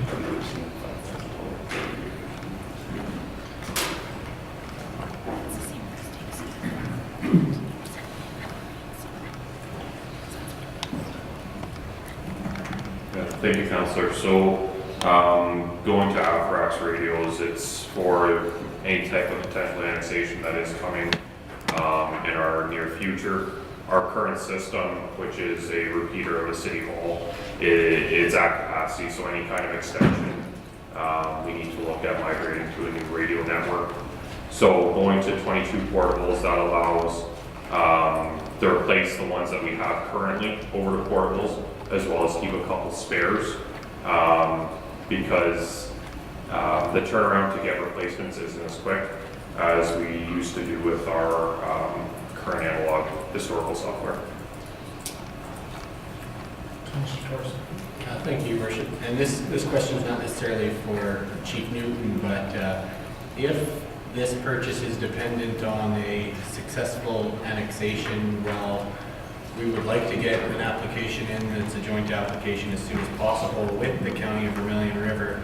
Even if that were to happen, my presumption is, and this is an assumption, that likely the changeover date wouldn't be until the earliest of probably January 1st, 2021. If I was being conservative as far as how long it takes for the process to actually go through, is this something that we need to even purchase in the current year? Maybe I could take a stab at answering that. As the RCMP and our 911 services have migrated to the AFRAX radio system, there's an operability issue as well between the departments to ensure that they can have those communications when they set up on scenes as well. So the annexation piece is one piece of this, but certainly interoperability between our agencies is important as well. And just to follow up, just to be clear, so they're on two different systems right now, and that's an issue between those different agencies? That is correct. Okay. There are two different systems right now. Okay. I could ask the city clerk regarding public safety, the AFRAX mobile radios for 15,000, where are those destined to the next line in the fire department? So those would be our peace officers. Once again, that's an operability and the expansion. Thank you. Councilor Baker. Quick question, Your Worship. The radios for the RCMP, where are they? Where are we at on? So I think the current status of that program, we could ask the manager of public safety to come up, but those are engaged inside the RCMP budget itself. So the overall cost within the contract cost is included those costs there. I could ask the general manager of public safety to come up and tell you where we're at the changeover at this point in time. So the radios are over about this. Well, this is our radios, Councilor, for these two are for fire and peace officers, but we'll get an answer to your question about the RCMP because I think that's a separate line item. Okay. From that perspective. I missed that somewhere. No problem. Sorry. Go ahead, please carry on. Yeah, just, Sorry. The current status of our AFRAX integration, the peace officers are now on AFRAX as of last Friday, and those are all integrated in the consoles that the RCMP are supporting for us. And that was with the portable radios that we did in the last fiscal year, or 2019, and that's why we're asking for the additional 5 mobile radios for the vehicles to include our flow enforcement. The system is working extremely well. They have penetration into buildings they never did before, and that was why Chief Newman and I recommended that they go to AFRAX as well to provide that penetration into structures like the Civic Center and the Service Sports Center. Then if we can go a little deeper from the RCMP's perspective, is there any other, are we expecting any other costs that you're aware of for AFRAX for the RCMP? Because I think the council received a surprise a year or two ago when we've gone through that. But are we done with the RCMP's portion? That shows in our contracted cost with the RCMP. It's currently spread over a period of 4 years. The total was just over $600,000 to equip for the radios in the vehicles and the portables that the officers carry. And then this last year we had the consoles, which were additional. And again, that was built into the RCMP contract. But it is spread over approximately 4 years, approximately $137,000. I guess yours first. I'm sorry. I'm just coming, those are legislative. We are basically legislated by the RCMP's contract to supply. That's why I was saying, if we're gonna buy 22, maybe you're cheaper by the dozens than we buy 32. That's where I was coming from then. No, That's in the police budget then. So the police, the RCMP is separate from the two budget items. But the point is, we have no choice, we have to buy them. Well, in essence, to communicate that's what's happened because of the system that's been provided to us. That's the word to use. It's been legislated. As a Councillor, I'm getting that from you, and I'm going to start to use that myself. I guess it is legislated. You're absolutely Big Daddy handing down again. Yeah. Welcome to being at the bottom of the shuffle, Councillor Dychak. So just a quick question, looking at the ones we're buying for the fire services, I heard we're buying 22 of them for 100,000, and yet we get 5 for 15. Are they the same type of radio, or is the math off, or what am I missing? No, the ones for the peace officers are mobile radios versus portable radios. Okay. Those are to be installed in the vehicles. Also, There is a difference in cost. okay, so the portables will be installed in the vehicle or not, or the mobiles? Somewhere around A mobile radio is in vehicle. Okay. A portable radio is on the person. Okay. So the different price. Yes, Okay. they're all expensive. Councillor Monroe. So I definitely understand the benefits of having them, but how is the communication right now with the RCMP already currently using the AFRAC system? And if our fire department and police officers aren't currently, well, the police officers you said are, but how is there lack of communication? Is there inability to, are we missing things? It's a very busy and dynamic environment. Right, absolutely. Up until we were starting to integrate, they would have a RCMP radio from Alberta, a fire radio, and a radio from the RCMP in Saskatchewan, and that's all being integrated into one console so that it's much more organized and they can communicate better between the agencies. Right. So currently that's what we have, is that our fire department has 3 that they have to carry in order to just get the information from the RCMP. They currently have the legacy fire radio that they have right now is still installed in the RCMP dispatch center. Oh, okay. Or our operational communication center. We're going away from that so that they're all in the consoles and they don't have 4 radios to look at on their desk in addition to all the other computer systems they're working with. Okay, I understand. Thank you. City manager, or sorry, city clerk. I think one of the pieces that's missing in the conversation though is there is no immediate direct conversations between the RCMP and the fire department. It's through the dispatchers, is that not correct? The dispatchers are the key to the whole system. Okay, perfect. They don't speak, the RCMP are separate and their communications are encrypted. The big benefit to going to this is we're paying only for the hardware that we're actually using in our vehicles, the portables and the mobiles. The actual system itself is supported by the province. If a radio tower has issues, they repair it, they fix all of that. We're not paying for that and going through Industry Canada for licenses to operate our own towers. Sorry, yeah, just with going with this system, does that give the inability to any other, I guess I don't know how it works exactly, but to other fire departments, say Britannia or Wilton, are they currently able to hear what's happening in our fire department? I'm just not sure how exactly it works. So I'm just wondering if going onto that AFRAC system eliminates that as well. Again, because we're on a border, it creates some different challenges to us. We can talk with AFRACs, we can talk to anybody in Alberta. If they're a first responder, if other agencies that come to Lloydminster, we can talk to them if there was an emergency of some kind. Just as if we sent equipment or people out, we could do that as well on the Alberta side. We have to have that duplicity because of the Saskatchewan side. And I know from an RCMP perspective, they are working on that for us so that we can talk to the Saskatchewan system as well. Perfect, thank you. Councillor Batchel. Not for you though. Perfect. Now, listen, I have an IT question, I guess, and one of the things that the organizations do is set up a 5-year rotation. So they'll set up a reserve a year and look at what the average cost is in a 5-year period. Have we considered that, or is this part of a rotation? So maybe we should set aside, $250,000, $500,000 a year, and say that's what you get every year, and what you don't spend, you carry forward, create a reserve, and then that 3rd or 4th year you do refresh and all that. Where are we at? Is that considered, or do we do year by year, or what are we doing? Certainly, that was part of the reserve policy, that we were hoping to fund capital reserves in order to do those kind of programs. Okay. However, if we are to fund capital reserves like that, we would increase the bottom line to the budget. Okay. And in a year where the economies are tough, that this might not be the year to do it. So we are going to count on any cost efficiencies we may have in 19 in order to support those reserves and slowly try to build them up. We have not put any, other than the fleet services, we have not budgeted for contribution to reserves. There is another one, we put money aside for council priorities, but in our capital projects, we are pulling that money out.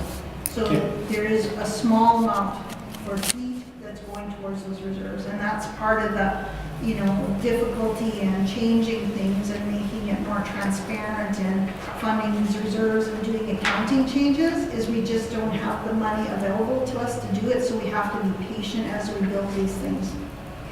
Yeah, it just eases the ups and downs when you're when you get to that point on rotation, so you automatically know that some years it's going to be less, some years it's going to be more, but in the end, it's a predictable amount. And so from a ratepayer perspective, there are no spikes or.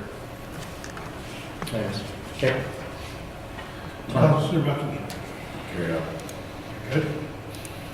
I guess the question I had back to the radios, and I'm hoping city clerk can answer this, is, just took my pen out of there, is that the new standard then, so every county, community that has a fire department is being moved to AFRAX? We're just one of many that face the same dilemma? So I would say it's a dilemma. Some departments will make the choice to move to the AFRAC system and some won't.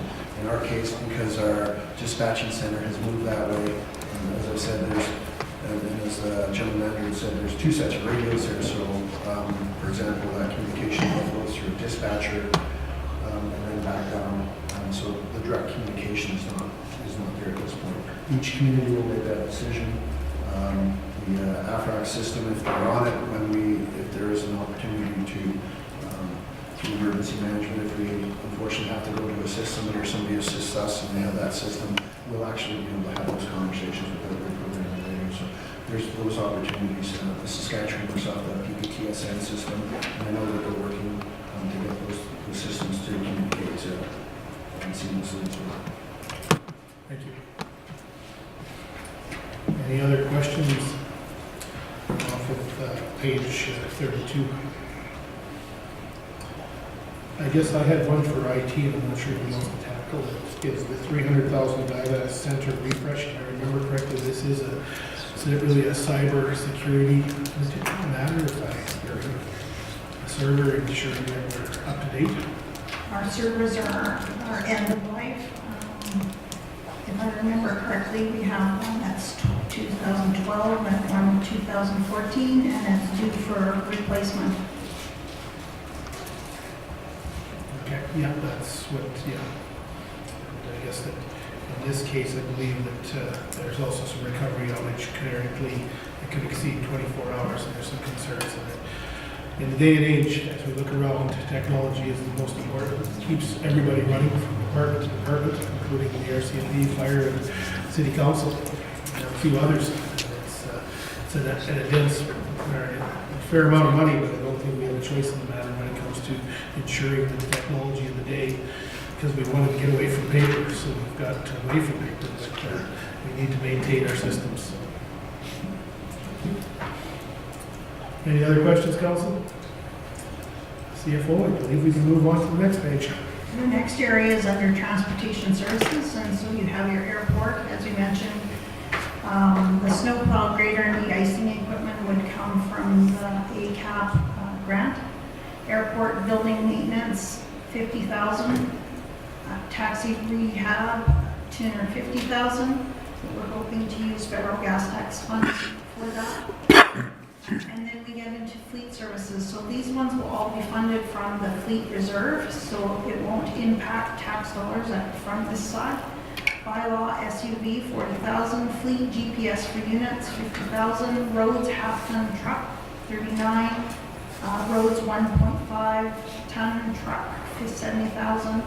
Single axle truck, $310,000. Water services, 3/4 ton truck, $39,000. Front mower, front mount riding mower for parks for $34,000 times 2. Ice resurfacer, $118,000. And then we get into engineering, so we're looking at sidewalk and road condition survey. This is a 3-year phased-in project, $120,000. 2020 street improvement program construction, $1.5 million. 50th Avenue, so that's Highway 17 timing and coordination. This is phase 2 of that project, $425,000. Street signal hardware improvement program, so that's a signal, new traffic light signal, $375,000. Sorry, I have a question on that one. Just based on where we are in the process with that project that we had started already related to traffic and signal hardware upgrades. One of the things that I noticed in the description for this project, it was saying that they were going to take two intersections and change it from a light to a crosswalk or something along those lines? Did I read that wrong? Let's say it's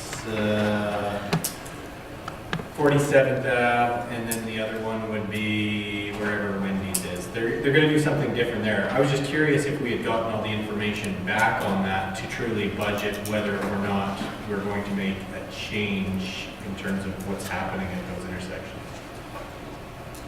Or maybe it just needs new hardware altogether because those ones don't communicate to anything and I misread what it was saying, but.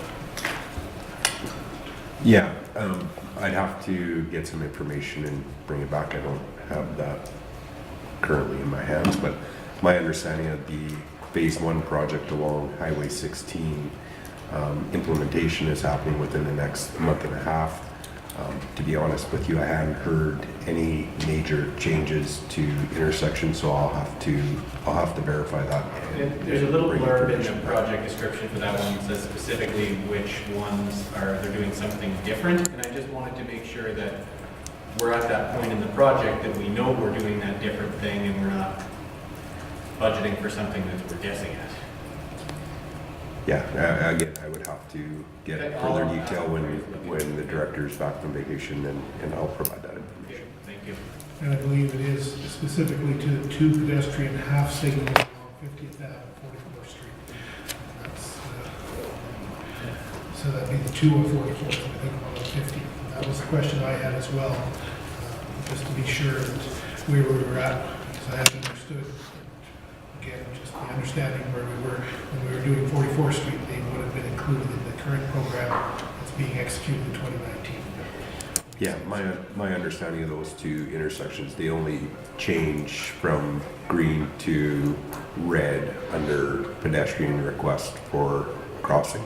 So my understanding from what you're saying is they would be looking to have that integrated into the new technology we're flowing through to ensure that that band we talked about would continue to operate as normal. But I will have to get more detail. Take another look at it before it comes back for decision, I guess. Yep. Fair enough. Thank you. It makes sense that it would be those two on 44 because they're the only two that you have to push a button to actually get them activated. Yes. So, and I was on the understanding, just my information was that when we were doing that, that was going to be included in the new reset going on 60, 44th Street. But just thought we were budgeted. Yeah, just to make sure that we're not getting a double budgeting from that perspective. Chief Financial Officer, if you want to carry on for the rest of that sheet, and then we'll entertain more questions. 2020 traffic signal hardware improvement, 375. Lloydminster helipad crossing improvement construction, 20,000. Trails and sidewalk master plan, 150. Sorry, I'll stop you on that. Sorry. Yeah, I'll stop you on that one. So in 2016 in May, we did our transportation master plan, which also includes a trail and sidewalk plan with, timelines of when we need to do certain upgrades to do all the connectivity and everything. So what does this 150,000 get us that we don't have in the other master plan?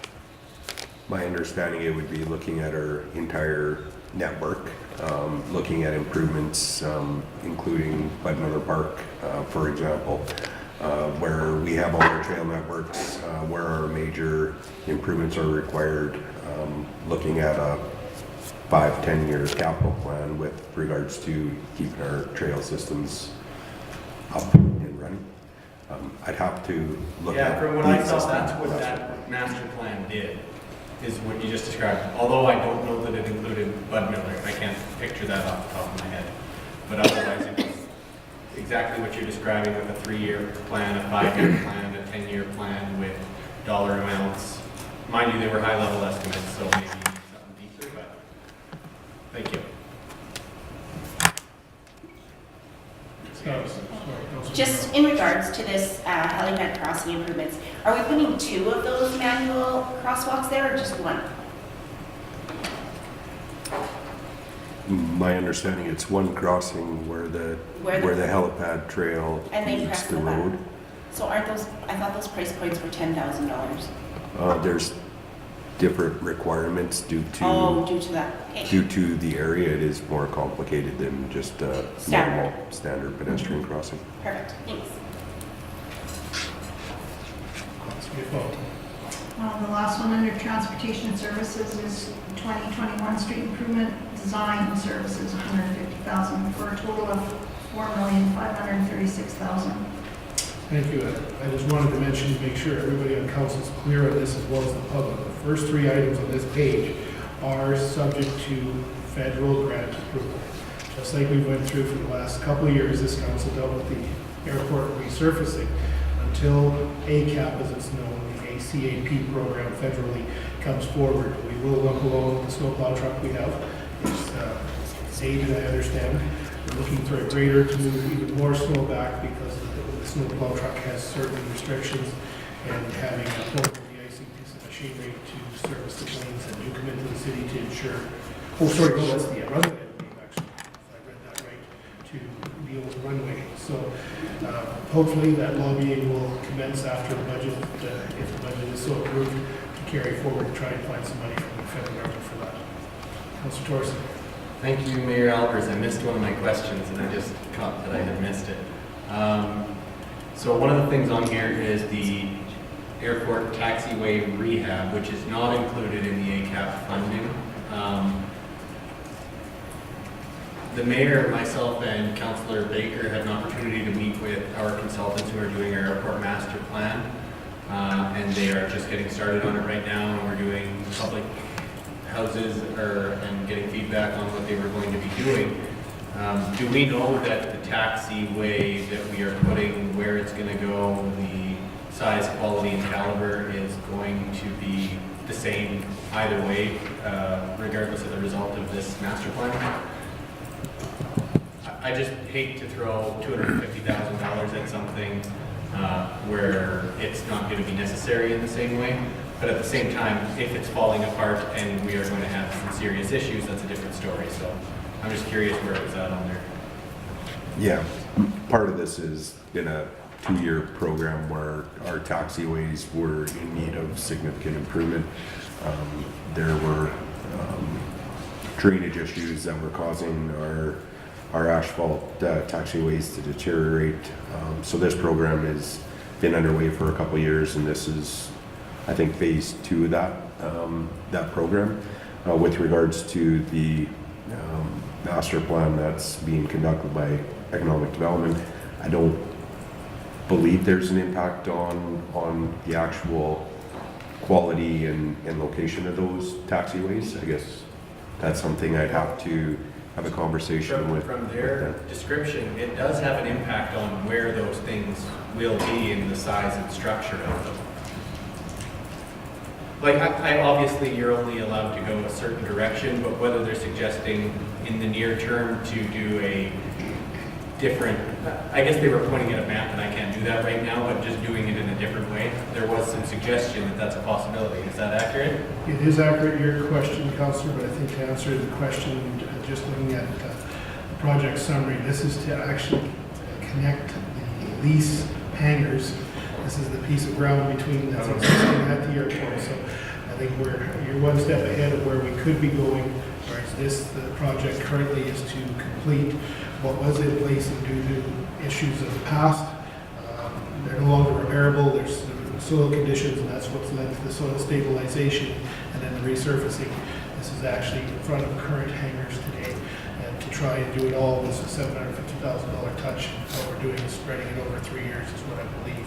Okay. Yeah, I think you're referring to the taxiway from the actual on-air side. And your worship is 100% correct. This is taxiways from the leased hangars to get to the air side. Sorry, I misunderstood what your initial question was.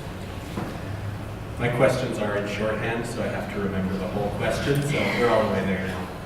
At the end of the day, I think it's still, I would appreciate knowing whether it needs to be done either way, and you're saying that it does, so then I guess I'll go with that. But if there was something that master plan was going to tell us that we would potentially be throwing, I don't know, money away, then I would feel fairly sorry about that.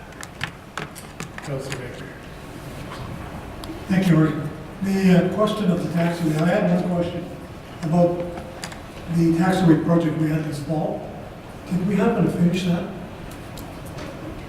I believe they finished what they had anticipated or planned for the 2019 programs. That's my understanding. I have to go back into our capital status report to verify that, but I read that somewhere and I just, Friday report, Councillor. It was in the Friday report this past Friday.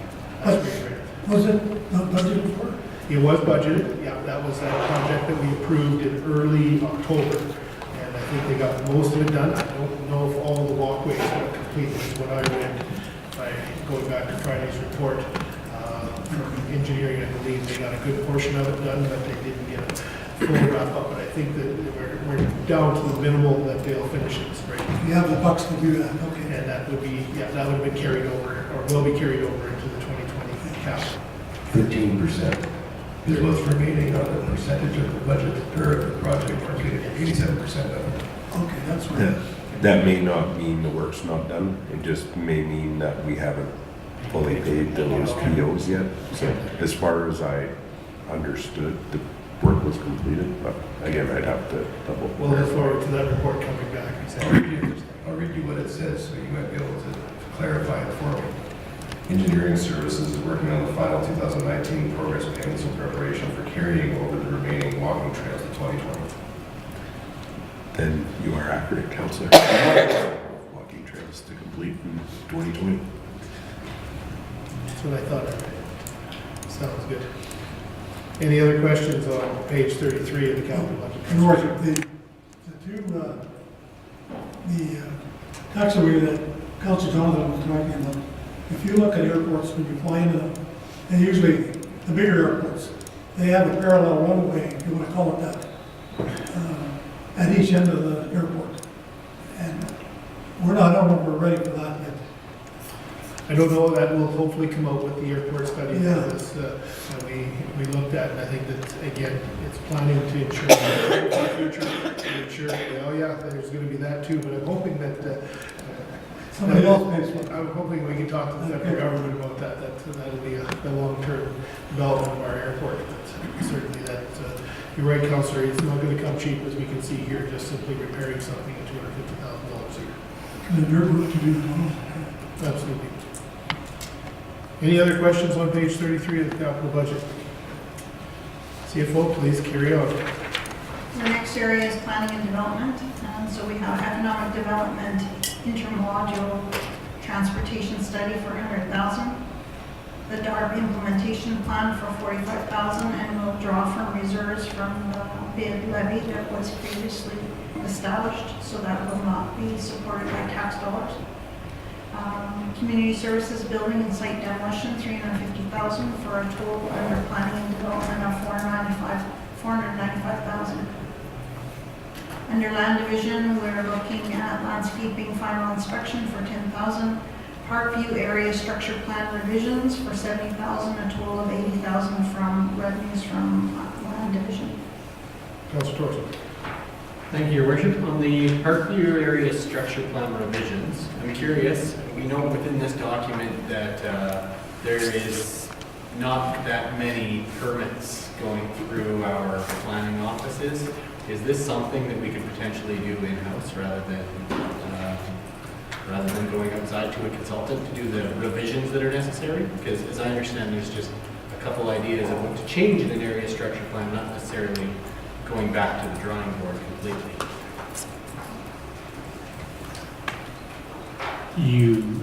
We did ask that same question, so they are, if at all possible, we will try and do in-house. However, we have other plans on the go as well that we're completing still from last year. As well, there is some components of that area structure plan that would still need to be contracted out that our internal sources could not complete. So that's part of it as well. And this is all in alignment of, because of the lakeside area structure plan that was recently done, we need to align with that area structure plan and all the components we had to agree to when that area structure plan was going through, is that we had to make sure both area structure plans were aligned, so we had to commit to doing that as per planning and development policies, so we will try and do as much in-house if possible, but there will be some contracting out that needs to be done. Okay. Good with that? Any other questions regarding page 34 of the capital budget? I guess I might as well ask this because I've certainly had a little input to it. Can we explain the intermodal transportation study that's being proposed? I'll do my best. You do the best and I'll pick up the piece. Sure. It's basically we've, I guess, investigating the rail, use of rail in the city, if there's any impacts. I believe we've had some work being done behind the scenes and shows us some economic development opportunities. And it was one area that we thought we didn't have a lot of background research on, and something we thought would be advantageous to have for economic development department to see if there were some opportunities that we may be missing out on. So I'll add to that. Our community is one of 7 communities in Western Canada served by both railroads. And I think this is an opportunity that we have failed to take advantage of. And certainly, as we know, the economy isn't what it used to be. And this is the opportunity that may give us some light to future economic benefits if this was to come to fruition, but certainly evaluate the potential, because to not look at the potential, every other one of those 7 communities have intermodal service and transload facilities and things like that. So trying to capitalize on the economics of the community as well as potentially expand the economics. We felt it was a great opportunity to do the proper research, because we can certainly bring people to town, but if we don't have the information to support it, it's going to be a little bit challenging. This may be one of those studies I hope is beneficial. I really believe it will be. But I also caution council that one of the challenges that we all know about studies. Councilor Baker's told us lots about studies, but I think to chase this one down to really know if it's got some value, I think it's got some potential. And City Manager, correct me if I'm wrong, there's this potential we could apply for 50% grant money from CARES. Yeah, that's correct. And we've had initial conversations with our municipal neighbors as well. There's some opportunity there, but most of it would be around our own. And yes, the CARES grant opportunity is available for a short period of time, so it'd be a 50-50 split. So this wouldn't be 200,000, it's 50,000 city, 50,000 grant. Just a question, because the project number 206-3001 is actually event hosting feasibility study. And then I just thought, well, this was literally added Thursday. Yeah. We had this discussion, so Dan went in and put in a new project number. I think he used an old number that wasn't, that I guess didn't make the second. I have to read that all too. Councilor Baker. Thank you, Richard. The intermodal transportation study, I stand to be corrected here, but it seems to me about 6 years ago, 5, 6, 7 years ago, there was, if not a study, there was a report.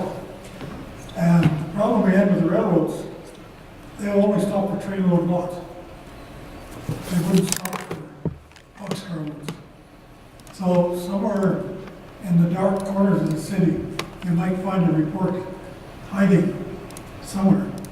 But I think you should, before you spend the money, you should have a thought in your mind what you want to do, and then find out from the railroads what they're prepared to do or not to do, because the best of my knowledge, they turned us down flat. And we even had a site picked up for it. And so I don't know what that stuff is now, but you might look into that. Appreciate that, Councilor.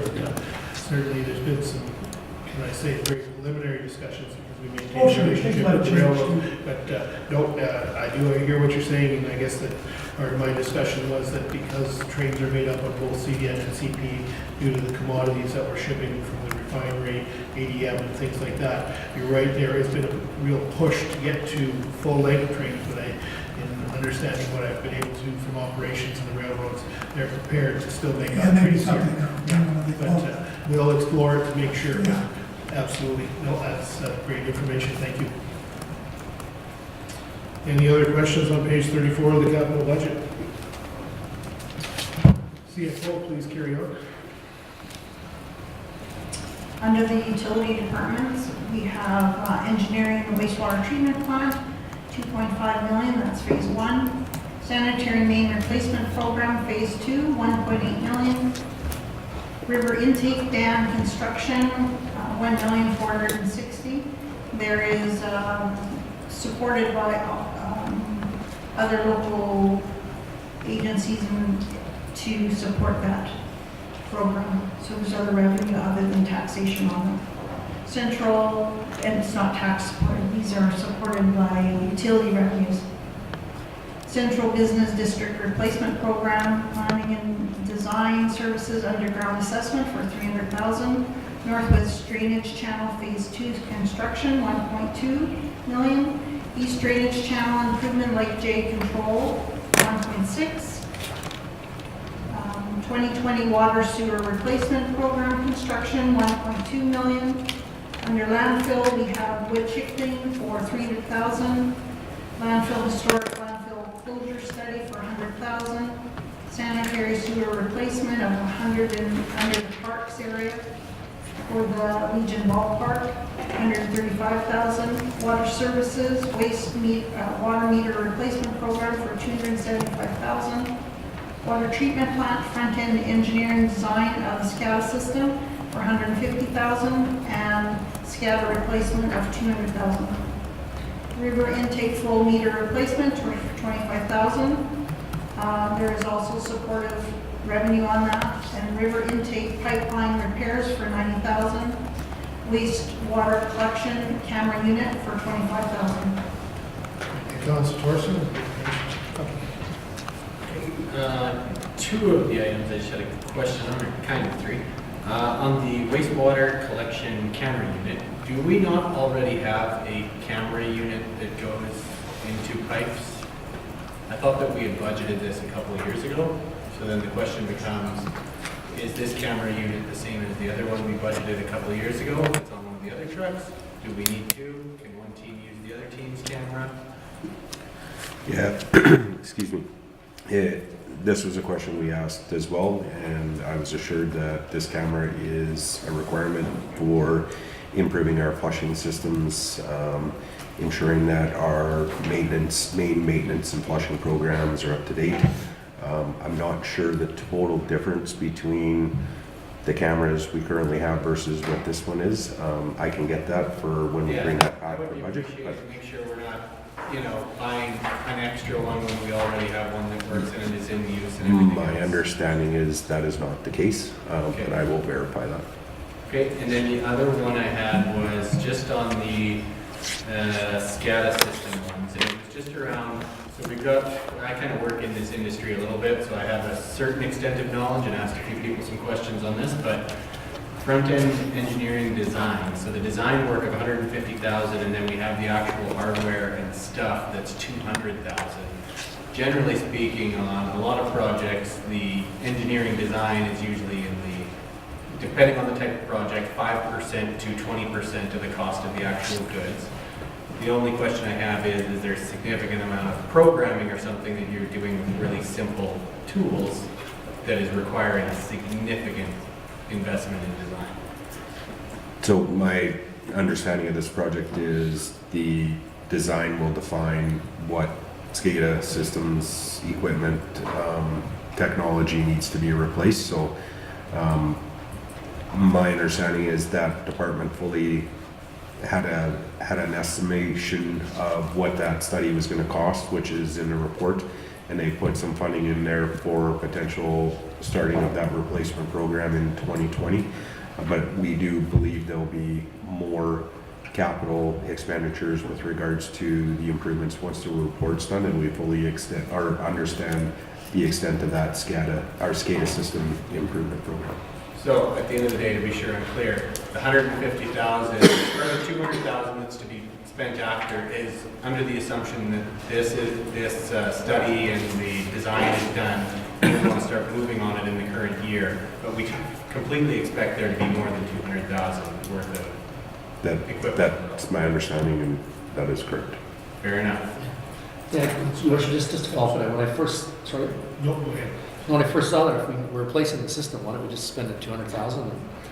If there's unit 1X cable IG, we take another one, plug it in, and away you go. And I mean, it sounds like we spend $150,000 to decide we're buying a replacement unit that's the same. So I'm just trying to wrap my head around what's different, I guess. Yeah, kind of similar to what I said to Councillor Torres. We have to figure out what needs to be replaced and then build a program to replace that. The system is going to take significantly more than $200,000 to replace, so we want to know what pieces, what parts, what needs to be done as part of that initial design. Sure. Like I said, that $200,000 was a placement for some capital work in 2020. We do believe there'll be further extensive work required to improve that system. I think administration even went as far as saying 3 years. 3 years with replacements.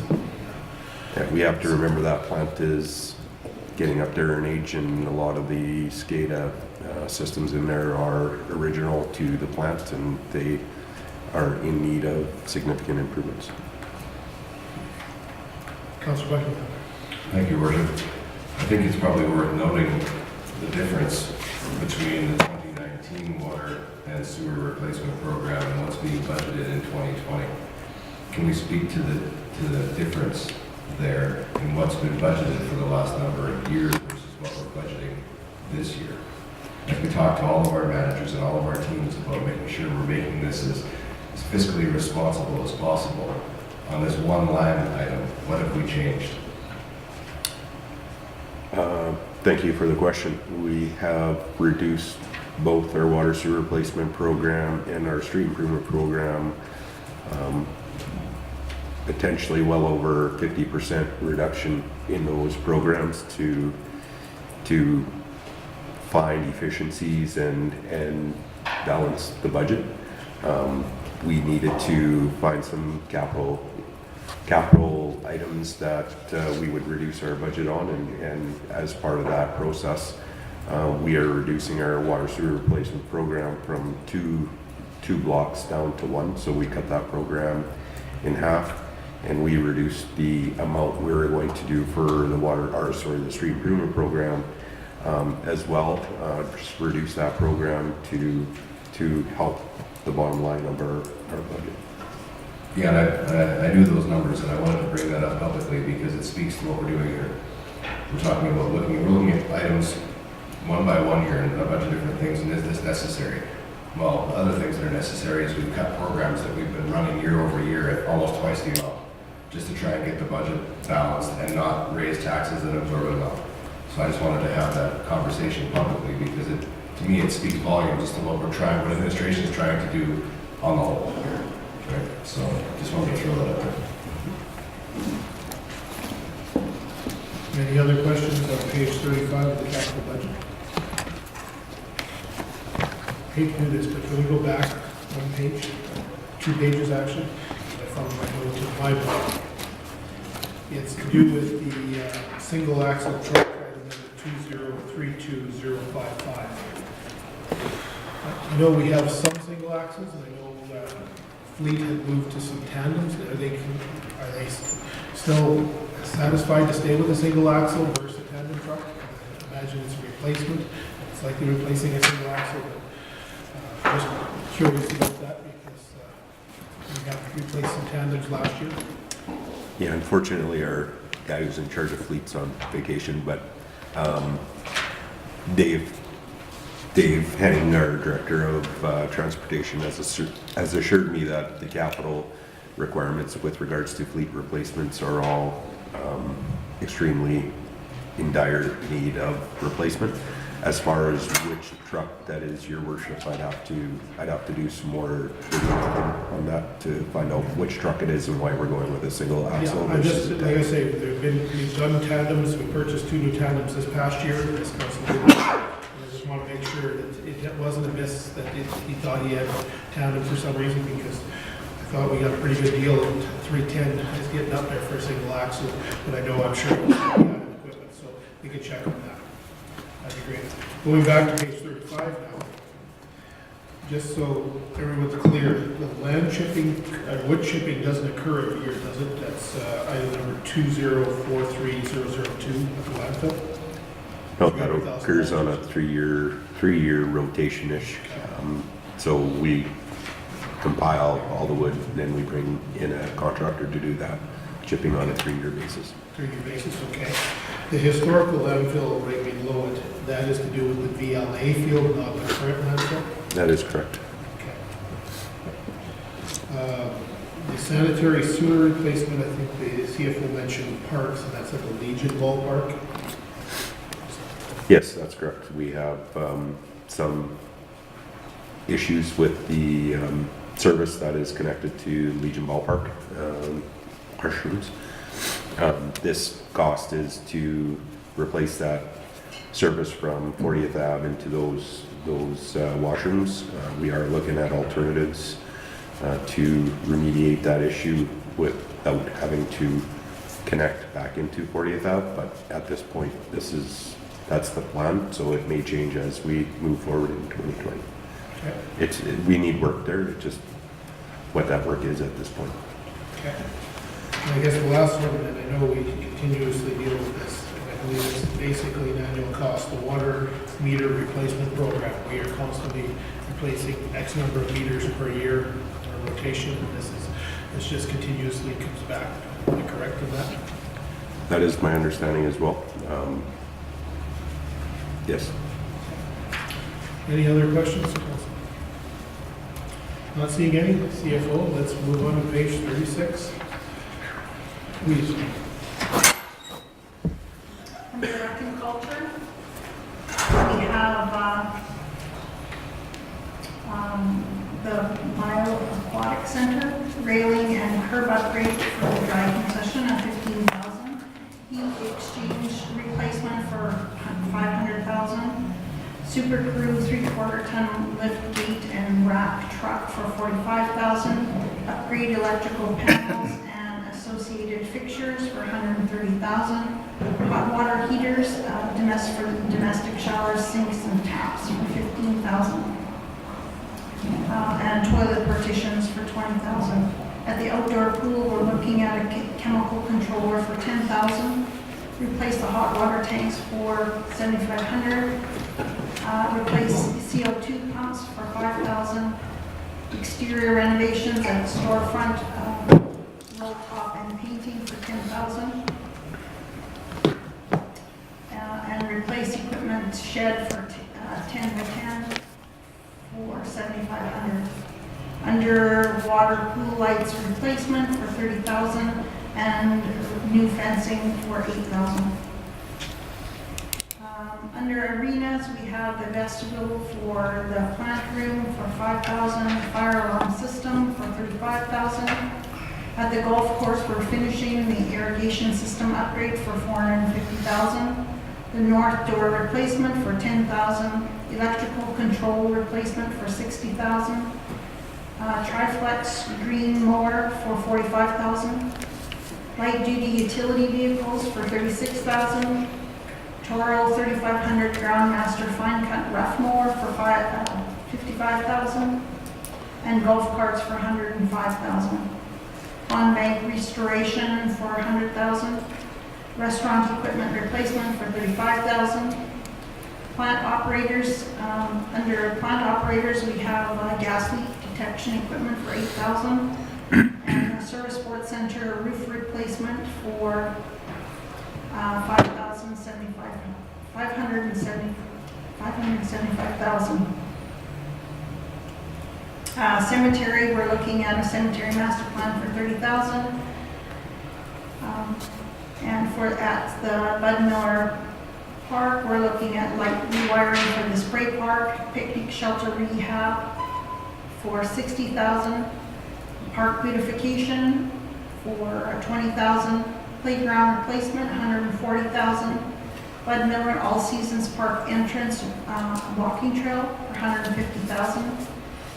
And that's to fix the design and construction of that entrance. Under engineering, Lakeland College 22nd walking trail rehabilitation construction for $150,000. And the VLA Veterans Land Act soccer field parking lot for $12,000. Councilor Torres. Thank you, Your Worship. I had a question about the electrical controls one, and I think maybe it was just because of the description on the project background that it was saying we were going to replace things like the outlet covers and things like that. I can't remember exactly the wording off the top of my head, and I don't have it in front of me, but at the end of the day, it sounded bizarre, the description of the project for $60,000. If anyone has it, it'd be handy to read out loud. Yeah, I can get further information on that. I don't have that handy with me. I can get that for you. Yeah, that's fine. I had another two that I was going to ask about. One is just what, as far as the entrance for the walking trail at Bud Miller Park, what's generally the intention there? I understand that there's somewhat of a safety risk just from coming off at, you know, reasonably high speeds and it being kind of a crowded area, difficult to see when someone's coming in and out if they're going across the path. But yeah, I'm just curious what the concern is there to change it now. We've got a few reported concerns with near misses with regards to pedestrian crossings and vehicular traffic that's coming off of College Drive. We've got a few over the last couple of years. The intent of the project is to realign the trail network to move that crossing further to the west so that it improves our sight lines as vehicles are into Bud Miller Park, and we'll have the ability to see pedestrians on the trails versus where it's currently aligned. So we will delete the crossing in its current location and have it realigned. Yeah. Okay. Yeah, because I was thinking if you just moved it somewhere else, that wouldn't stop someone from still just, you know, entering there and then going across the road if the path is still there. That's your normal way of going.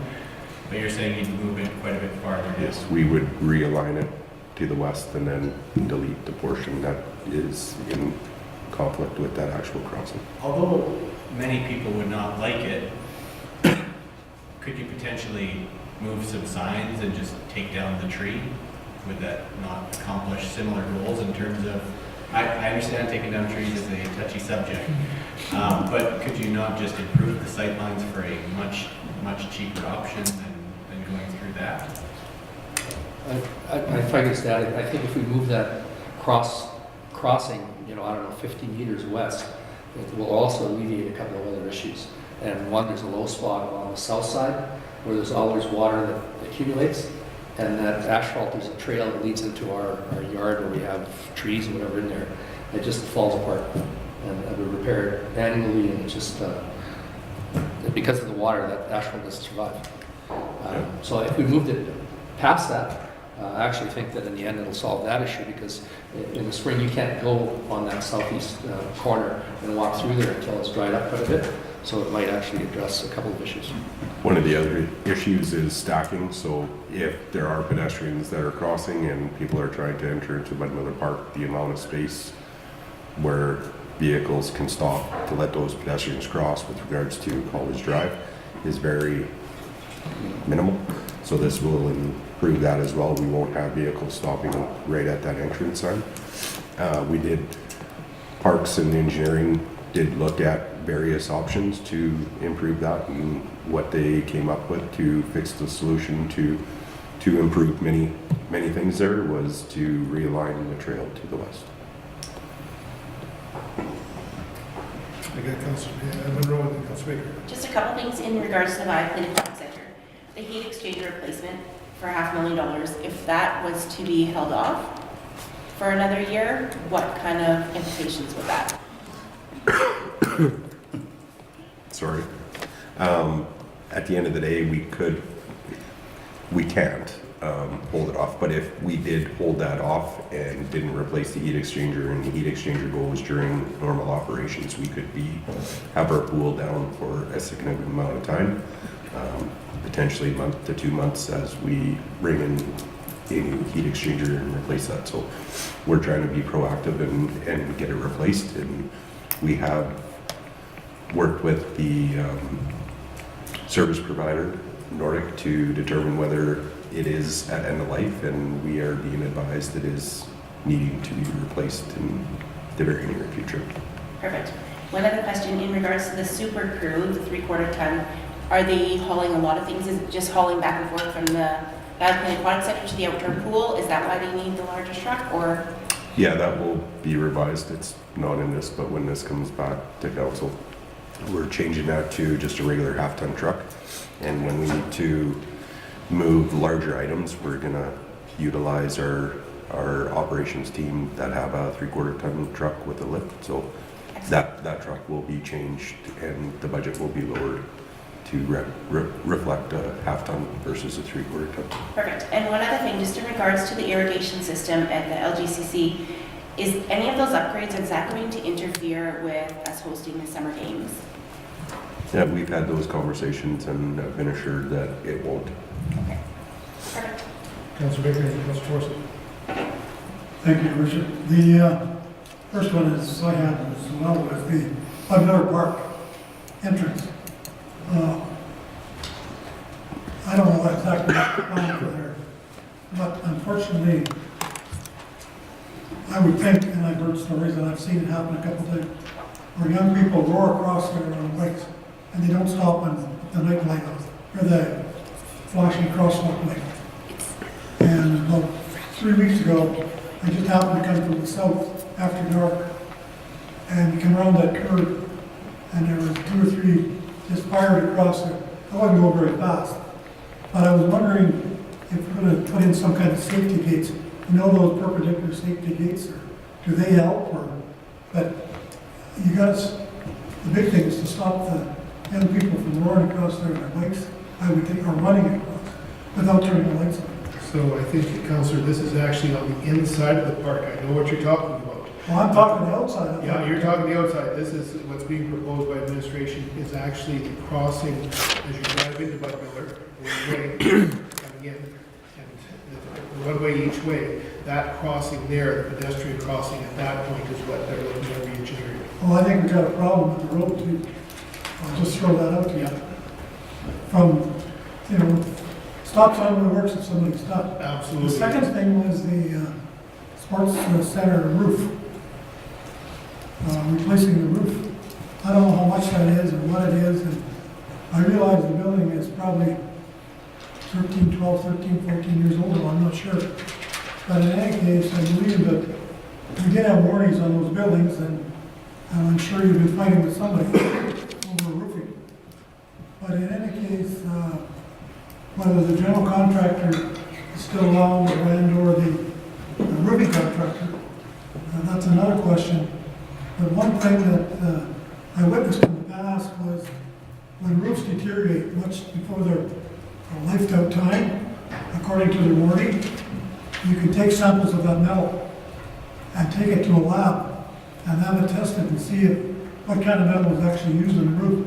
Because I'm sure the roof has a certain design of steel that was to go in that roof. And when it gets painted, you can't always tell what's underneath. So we may be on the hook, but that's something that you may want to investigate. Because a steel roof of, I forget the gauge now, 26 gauge or whatever it is, probably should last longer than normally. Then I don't even know how long it's been. But I would sure take it to a lab and find out what's going on with that metal. Thank you, Richard. You're welcome. I think, Councillor, I can add to this unless Executive Manager wants to take away that. They've got a engineering firm in Edmonton that's got a core sample on the rubber membrane and tested the tin roof, so it's underway from that perspective to figure out what we've got. I think that, from my understanding, administration will be pursuing hopefully warranty, but time is always against us with warranties. So, Councillor. Thank you, Your Worship. Just the 2 other questions I have on this page. One was also about this truck. So Given that the answer to Councilor Monroe was that a half ton would be appropriate, my question would be is what's the expected usage on this? To do a redeployed unit within the city and not do a purchase at all? Yeah, the usage, there is quite a bit of back and forth as the people that operate the main pool also operate our outdoor pool, so there is significant back and forth. I don't believe we have fleet vehicles or redeployment that would be available. I believe we've had this conversation with our fleet management team. They require a vehicle, and it's a net new fleet vehicle adding to our system. My other question was just on, and I know it was mentioned earlier that we don't budget for the trade-ins or anything like that, but on the golf carts, are those things that we can trade in, or is there expected revenue from the existing ones? So if you've got 22 golf carts are likely in some usable level of condition unless they're toast completely, which is also possible. But would there not be a revenue side, or is that just something we don't budget for? My understanding is we don't budget for that, but I would assume there would be some revenue that would come back on those items. And that is all I have. Councilor Dutch. Yeah, thanks, Your Worship. The rewiring the spray park, I mean, do we get warranty on that? Because it seems like it has had several issues, I think. Because how old is it? Less than 5 years? It's a great question. I'll have to take back. My understanding is there's some issues with where it was located. I'd have to, I don't want to Yeah, it's 37,000. say something that isn't accurate, so I'd have to figure that out. Because I'm just thinking what the total value of that project would be. Was it worth $500,000 of that? And here we have, 37,000. That's a big chunk of change in terms of the whole project. The question I had was around the Vehicular picnic shelter rehabilitation. I guess this is direct to the city manager. I think that question going forward, are we looking at using composite instead of wood with on projects like this, picnic tables? Anytime we replace something that has a potential to deteriorate versus going to spending just a tad bit more money, if that's the word to use, in comparison, less than 10 to 15% to go to a composite of future projects, special picnic tables and things like that, because wood does deteriorate over time, and based on what I've seen so far at our different trade shows of conventions, the new plastic wood, if that's the word you want to use, are recycled, as well as trying to be somewhat environmentally green as best as we can be. For some direction from industry. I don't have an answer for that. I'll have to talk to our buildings, and I'm assuming they're using what's best cost-wise, taking into account cost plus maintenance plus future and long-term use and all that. So I'm assuming in this project in particular, we can get that answer for you. I don't have the detailed answer for anything. All faith in the administration. I know that even if, I guess that's a question that I would pose to council after it comes back from administration, are we prepared to spend 10% more on certain projects to ensure that we are being more environmentally sensitive, if that's the word? I'm not sure. I know forests regrow, and I truly love wood, but I also realize that we have the opportunity to use recyclable materials that we generate, and we justify it. If the price is reasonable, I think it's something we need to look at. And this is just one project. I think we've done it in the past over other years. Any other comments on page 36 of the capital budget? We can move on. CFO on to page, next page.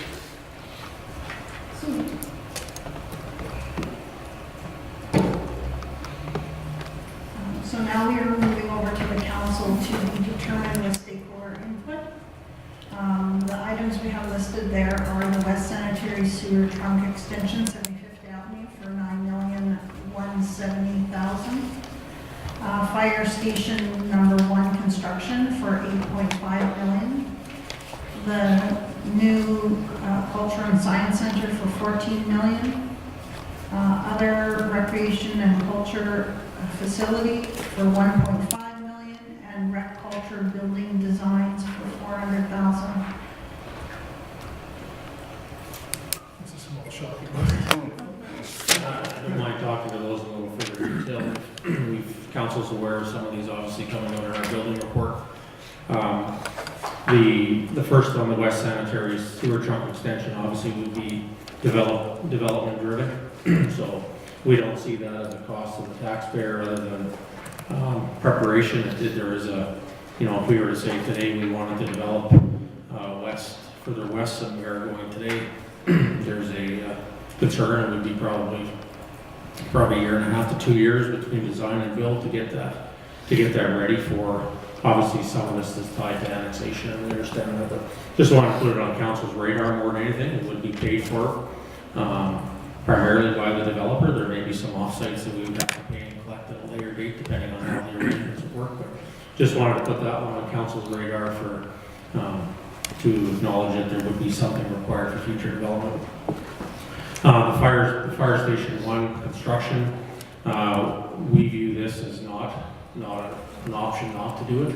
Administration views that this project needs to move forward, and we've had some estimates depending on whether you do a 2-bay or 3-bay, what other municipalities have done. We're projecting a price tag of about $8.5 million, of which we would borrow 5.3 million, and then use 3.2 million from our council priority reserve and other municipal sources that we have. So to give you an idea what that would look like for 5.3 for a 20-year borrowing span, we'd be looking at about $340,000 a year in debenture payments. Gives you an idea of what that would look like. Ideally, we would determine a location and design in early 2020.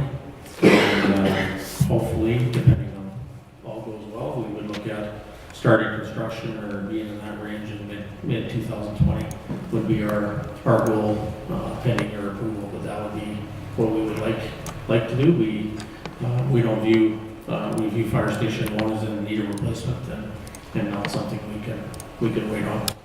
The Culture and Science Center, we acknowledge, and that's why there's stakeholder input at the top of each one of these.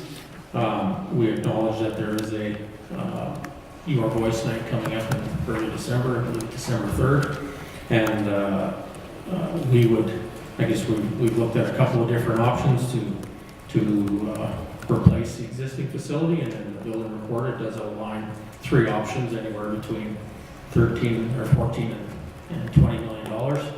And so looking at that, we understand that that's a big decision, that's a lot of money, that's a big decision for this council to make. We feel that their direction would be required, late 2019, early 2020, so that we can move forward with the direction, and we can provide with, information on lease space. If you were to, for example, if you were to lease a space in the interim or set out for a number of years, you looked at 11,000 square feet roughly about $168,000 a year based on market rates of today. If you were to borrow, and then obviously there'd be a cost to renovate that space as well, which we estimate $150 a square foot. Now, the downside of that is you don't own the building at the end of the day, so there's some cost savings there, but there's some value in owning your asset at the end of the day, as we've discussed on many projects. To look at an annual payment of a $7, there are grants available for cultural facilities, and it's something, if council gave us that direction that the facility was the way we were going, we would look at a grant, which in some cases it will pay up to 50% of that project. So if we were to say estimated $7 million, if we got full loan, again, it'd be about $340,000 per year for a 30-year term, not a 20-year term. It's the same amount as the fire hall, just extended over an additional 10 years. If we had to borrow the full amount of $14 million, we'd be looking at $700,000 per year in debenture payments, and that includes, operating costs that we would see today if you had a bigger building different operation, your operational costs may increase with that as well. So, and I believe our operational costs to date are around between $800,000 and $1 million per year on that facility. So the next one is obviously the rec and culture building design. So in the building report, it acknowledges the Civic Center within the next anywhere between 2 and 8 years. We're probably on the lower side of that, 2 to 5 years. We'll need some acknowledgement for replacement, so we'd like to start that process. We have started the process actually already in 2019. We've budgeted we're completing a feasibility study on not only the Civic Center, but also the Bioclean Aquatic Center. And those are set to be completed in early 2020. I guess if we were to move forward, get council's blessing and acknowledgement, we want to move forward on establishment of a committee comprised of council, senior administration, and potentially public members if council saw fit.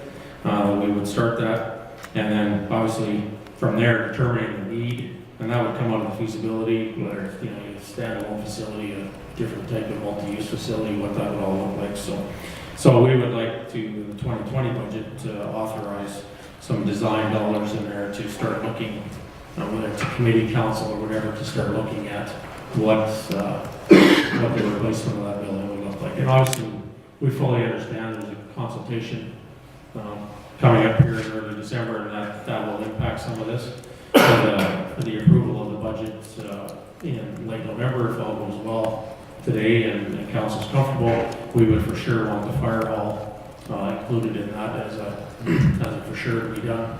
And I guess that would be the priority one for now. We got a couple of other buildings that are in there as well. The Heritage Building, which in the building report it talks about either putting some money into the building, which we've estimated at, depending what you do with it, but an estimate of $3 million plus, and or there's a value of the building of, you know, anywhere between $400,000 and $500,000. So that's stuff for council to consider. And then also the community services building, which we've already given our tenants notice effective June 30th.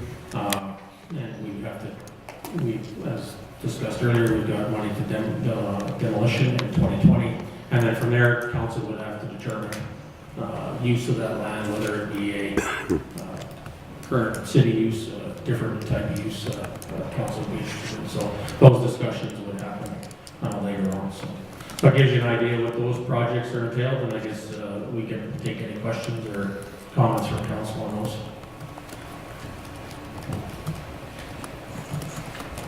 Councilor McNeil. Thank you, Worship. Yeah, I mean, from my point of view, I would agree with administration's purview on Fire Hall 1. Right? We need to budget for that and move forward with that due to the condition of the building for starters, and secondary, the new model of fire service we have. We need to make that change. We've already done the first part in integrating this new service, so I think it absolutely has to go. Councilor Torres. Yeah, thank you, Your Worship. I agree with the statements on the first one, for sure, that likely would be developer-driven. The question is whether administration thinks it's very important to have preliminary design done, or does that not really matter because it can sit on a shelf for a handful of years? Because you can't necessarily make developers develop where you want them to. So the question is it worth our time to have the design done ahead of time or not? And what would really be the suggestion there? And then my other question was just a clarification on the funding model for Fire Station 1. To go first on I guess the design of the sanitary line. Yeah, I mean, at the end of the day, anytime you have a design that's shovel-ready, it does speed up the time it takes to put the infrastructure in the ground. In saying that, if we're not, if there is concern that we may or may not get to a point where that sanitary trunk is required to the west, then I would suggest delaying that and the design until we're closer to needing that line. I wouldn't want to do that design too far out is what I'm getting at. So if it's imminent in the next 2 years, 2 to 3 years, then I would say it doesn't hurt for us to do that detailed design today so we can cost it out, so we can budget for it accurately, and then construct it when required to accommodate future development to the west. Okay. And as far as Fire Station 1 construction, you mentioned debt for a certain portion, and I caught that. What was the other portion being funded by? So in the past, in 2019, again in 20, we budgeted for $2 million we put from a council resiliency reserve, so we allocated a portion of that money into that project, so. Okay. So just meeting what the council set out to do with that allotment of money. We could have allocated more. We also understand there's more projects to be completed, so we didn't allocate all of it, so. And just on the side of searching for grant funding or anything like that, is it likely too close to when we need to actually be in that building to be realistic to budget for anything like that? For project-specific funding, like the Yeah. Building Canada Fund or Something like that. So we highlighted some of these projects on our top 5 list that we submitted to the province earlier this year, but generally it takes a year or 2 before that, as we found out, sometimes longer on other projects when you're talking those types of dollars. So when we look at future projects down the road, we've got other bigger ones in the fire hall as well that we would look at. That would probably be more something that we would want to throw on the table for grant funding for larger projects for sure. Councilor Craig, and then Councilor Patrick. That 8.5, is that going to be for a 2-bay? I would assume. Yeah, Doug, sorry about that, Don.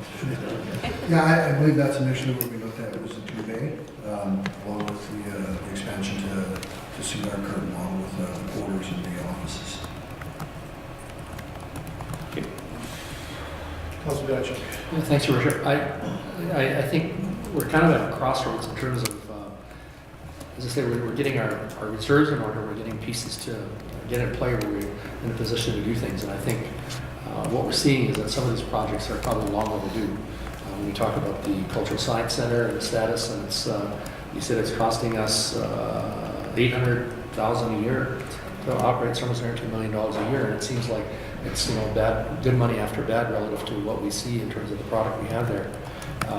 So I think doing the studies to see where direction we need to go is a good place to start.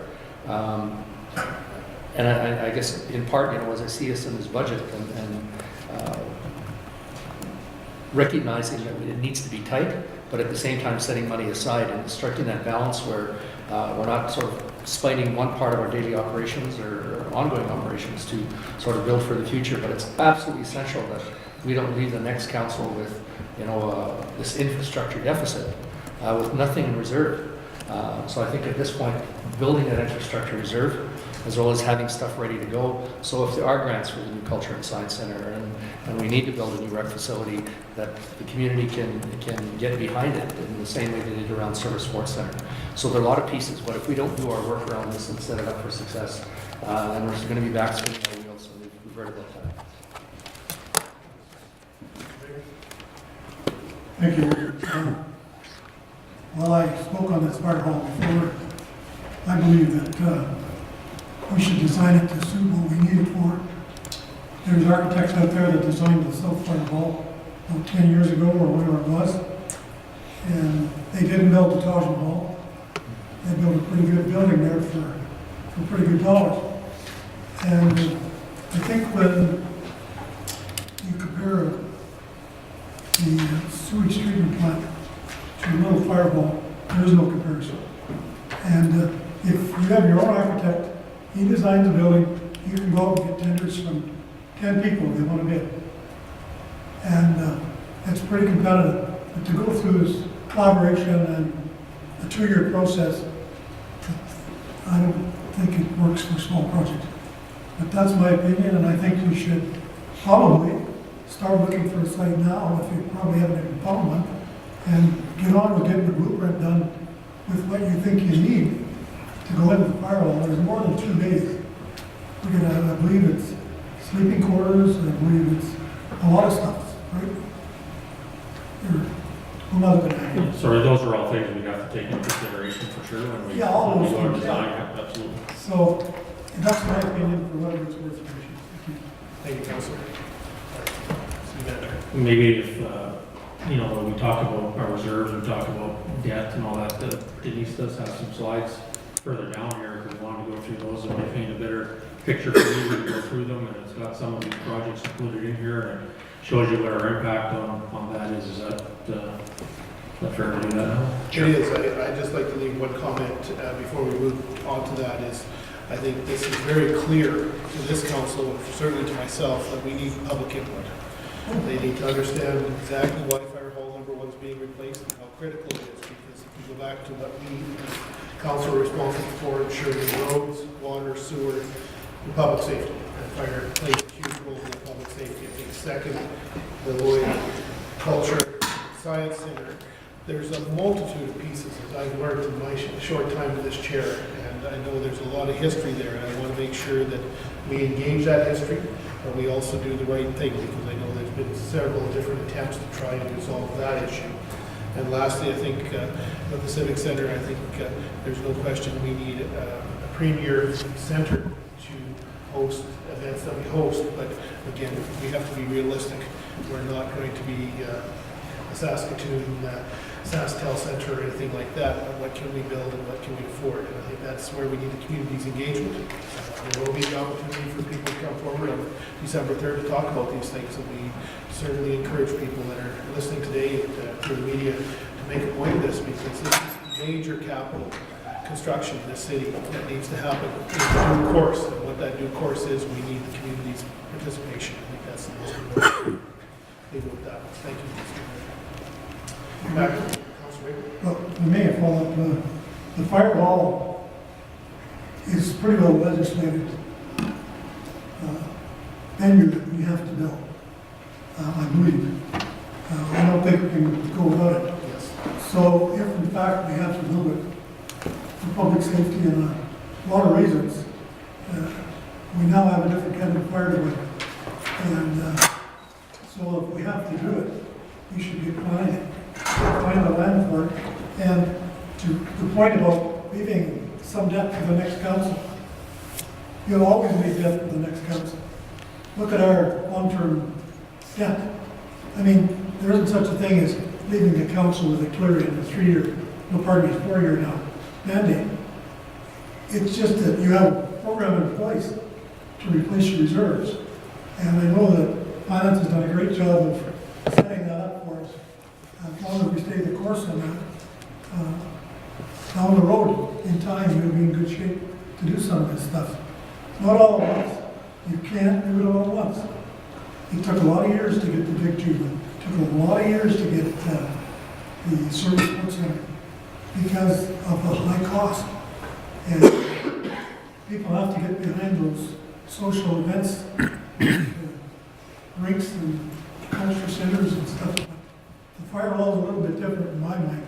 To me, it's critical, as laid out by the fire chief and senior management, that we have to deal with this. So we should probably get started as soon as it's reasonable in the eyes of our city manager and move forward with that fire hall, if nothing else. Thank you.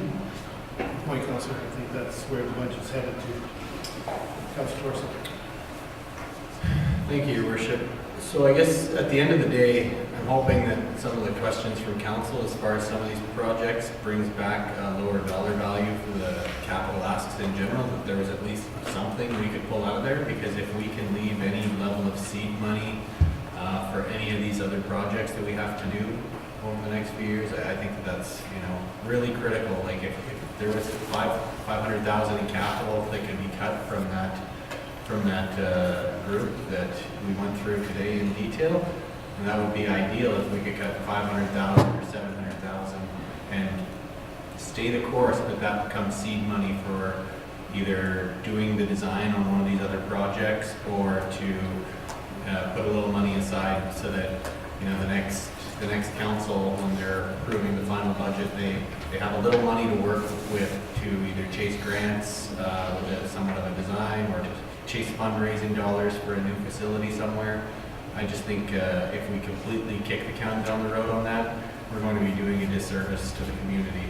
As much as I hate, any level of property tax increases, I think that administration has done a good job of holding the line on capital on operations as much as possible, and cut a lot of capital already for some of our annual programs and things like that.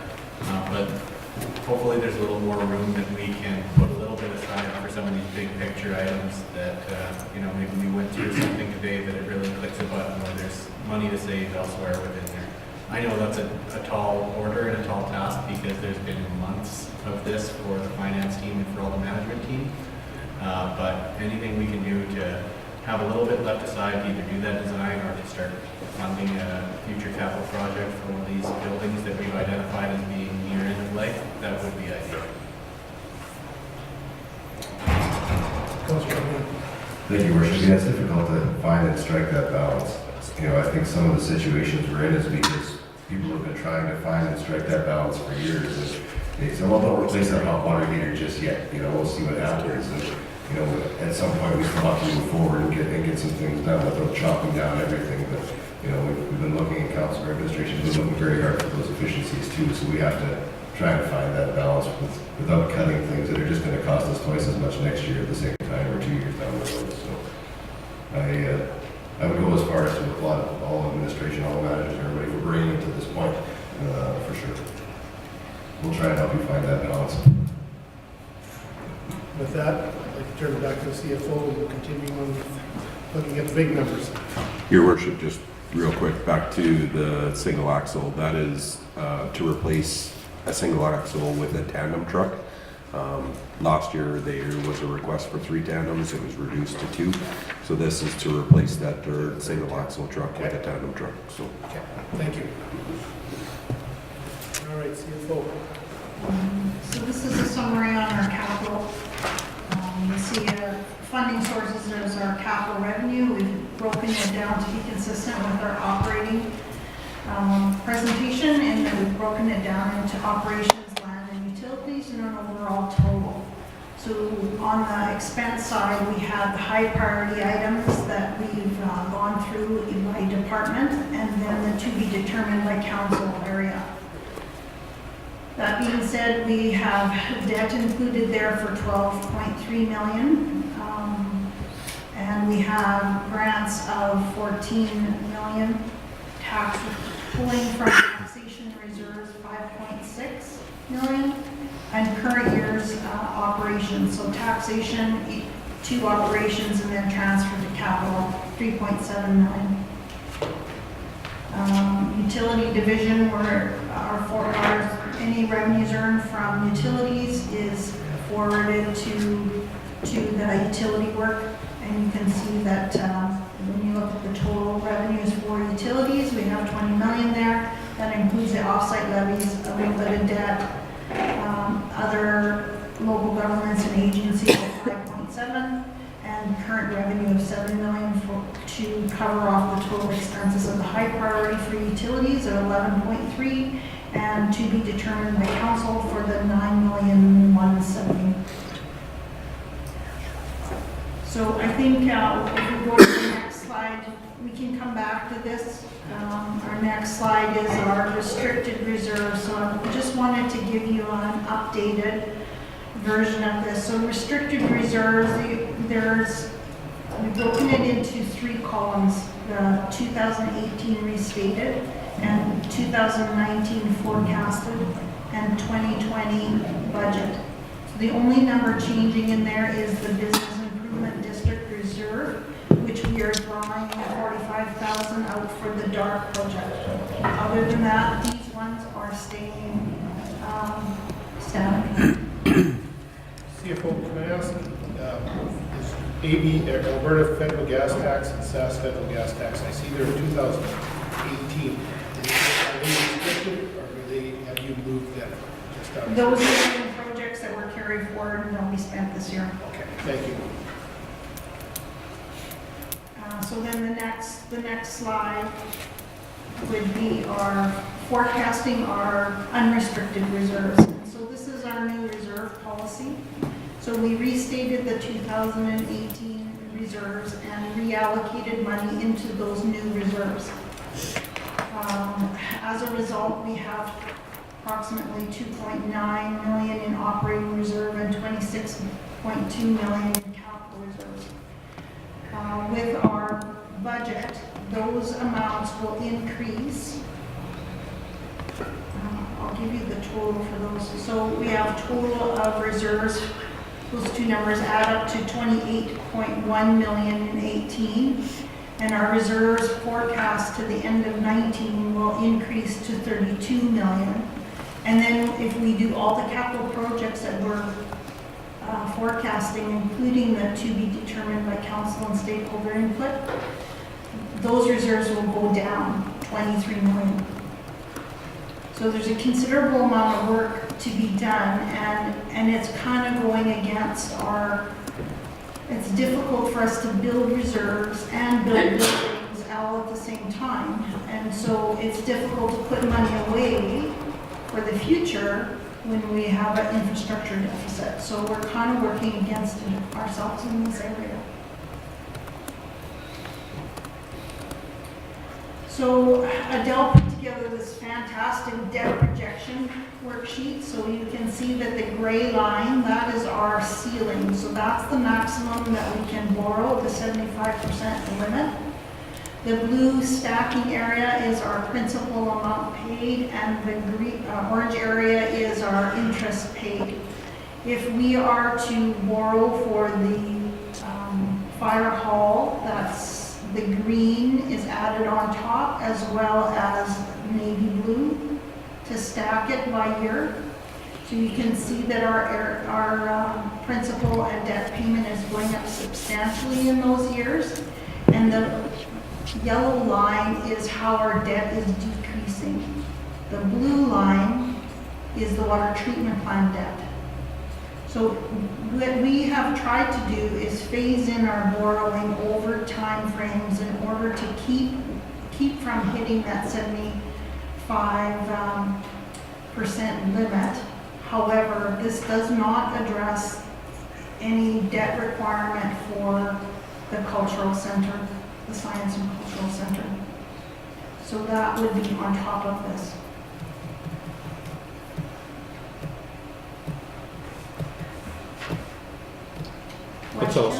It's also projected that the full 30 million would be borrowed for the wastewater treatment plant as well. So that's basically what but it doesn't mean it's going to be, but that's what we think we're at the max end. We're there right now is the max will be 30 million. So that's an estimate itself, depending on construction costs.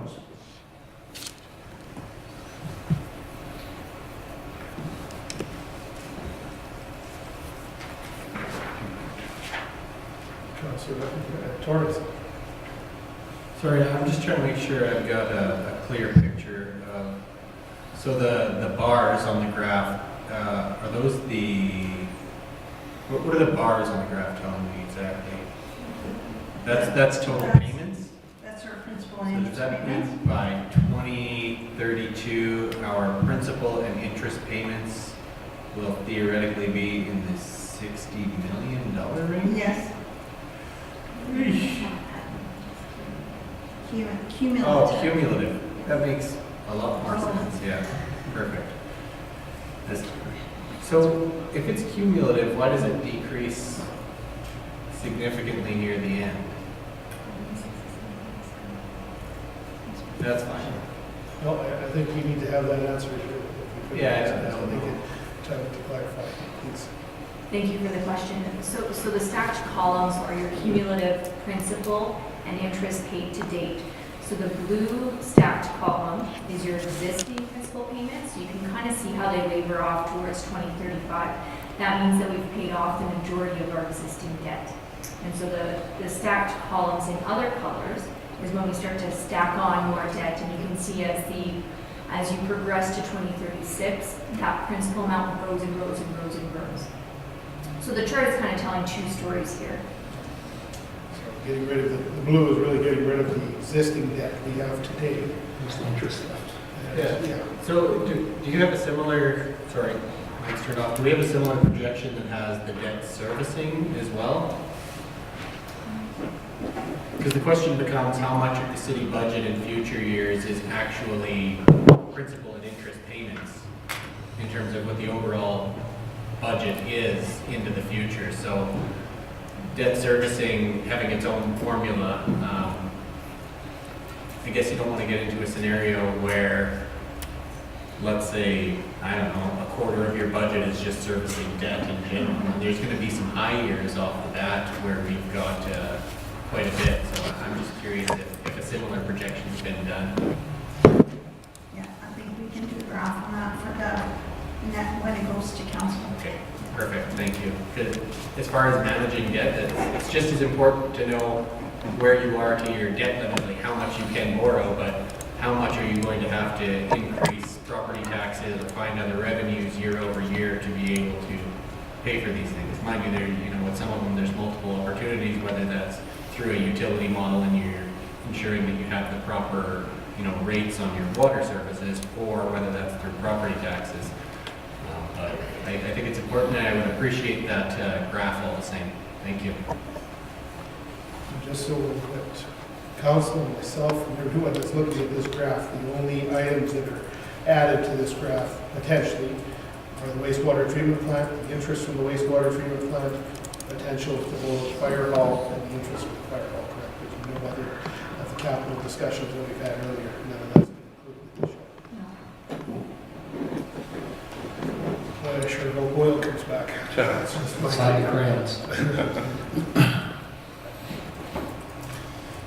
One at a time, sir. One at a time, Counselor, you're absolutely right. We can only eat an elephant one bite at a time, so I guess that's the way this elephant's gonna get chewed You don't up. start on the first one, you never get the fourth one done. There is an assumption of a 2% increase, Adele, on the gray line. Yes, the gray line illustrates it too. We would be very conservative in estimating our revenues, and so we tacked on 2% just to be conservative in the projection of that 75% upper limit. All right, if you want to carry on, please.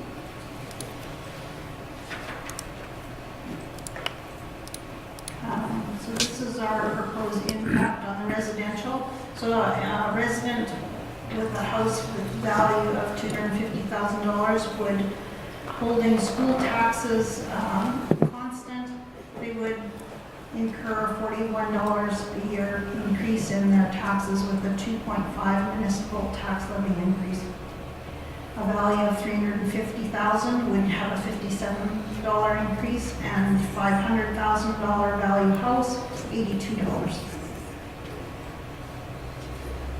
The commercial impact would be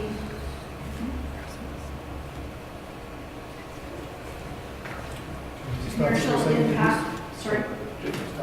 Just for context, just to be clear, this includes the operating budget and all of the high priority capital items prior to adding any of those to be determined by council, or does it include to be determined by council?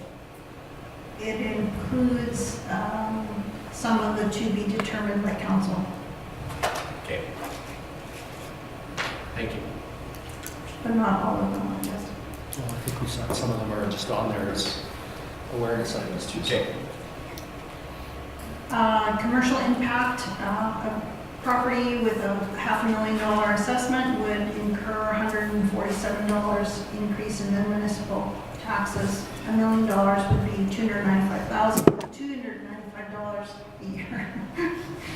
And 1.5 million assessment would be $443. So this would be a 2.5% increase in the municipal. Not knowing the schools, we don't know what's going to happen with the school, and of course, even though that's not our responsibility, it's a bit of our burden. And so we would hope that we could do some changes on the school tax to keep it here, but we don't know that until March or April for sure. next steps is that we thank council for the opportunity that we can present this budget to you. Keep in mind that this presentation is about establishing the operating and capital budgets for 2020. Council passing a positive resolution to support this budget will allow administration to commence work effective January 1st on operations and capital projects. However, we require your direction on the to be determined by council and stakeholder input ones. And perhaps I'm hearing move some into the high priority and leave some of the other ones there for further input from your voice discussions.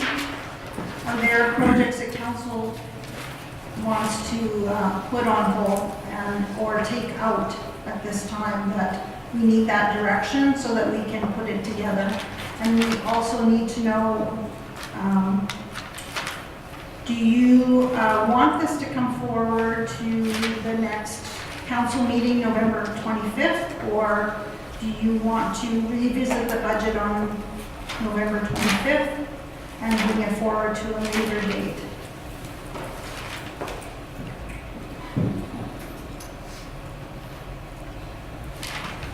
Councilor, just checking that. Is the meeting on the 19th? There's a GPC on the 18th.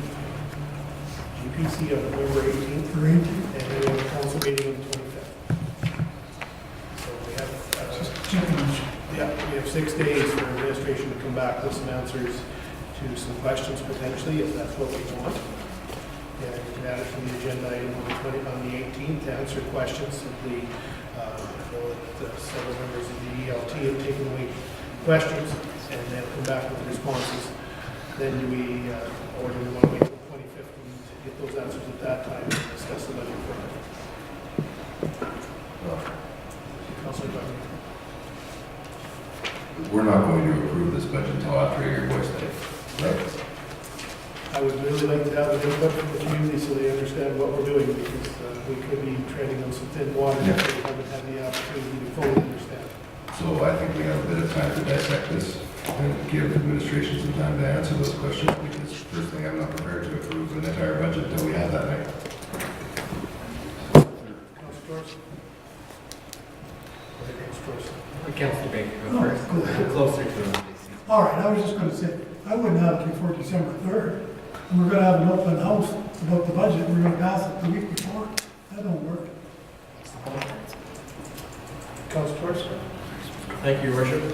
I think there's some confusion to me, maybe I'm wrong, on what the Your Voice Night is all about. I think it has more to do with the building assessment reports than it does specifically about the budget, and I believe the communication is targeted specifically for the building reports and all the issues about the building, so we can collect feedback to try and establish the priority on that particular item.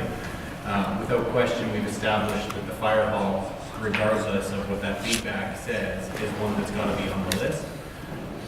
But all the rest are up for interpretation, which is why if we're going the route of saying, let's do some level of design in the next year, put some feedback, whatever, get the ball moving, we'll put a little bit of money aside for that, and we can cross that bridge when we get there. Once we've had that, I don't know that we need to have the public feedback on the buildings prior to approving a budget.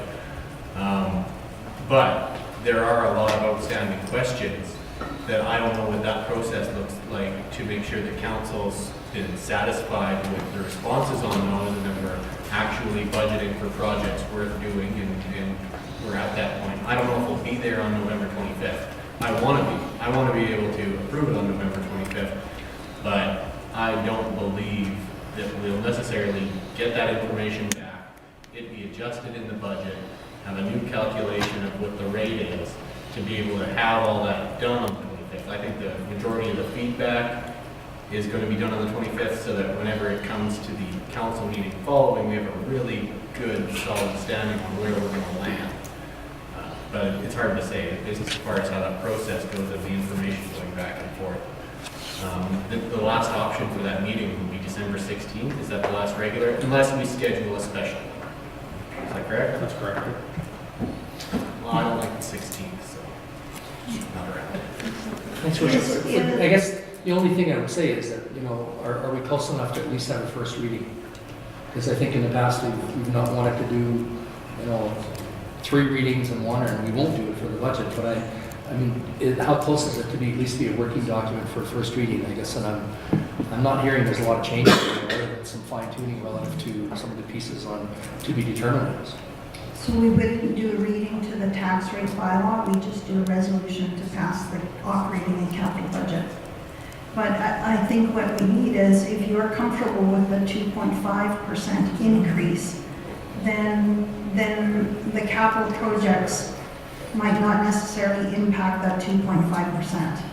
And we could put caveats on projects that they're subject to further discussion before they commence on those capital items, and that still allows the administration to have a past operating and capital budget so they can get working on some of the tenders for their other projects.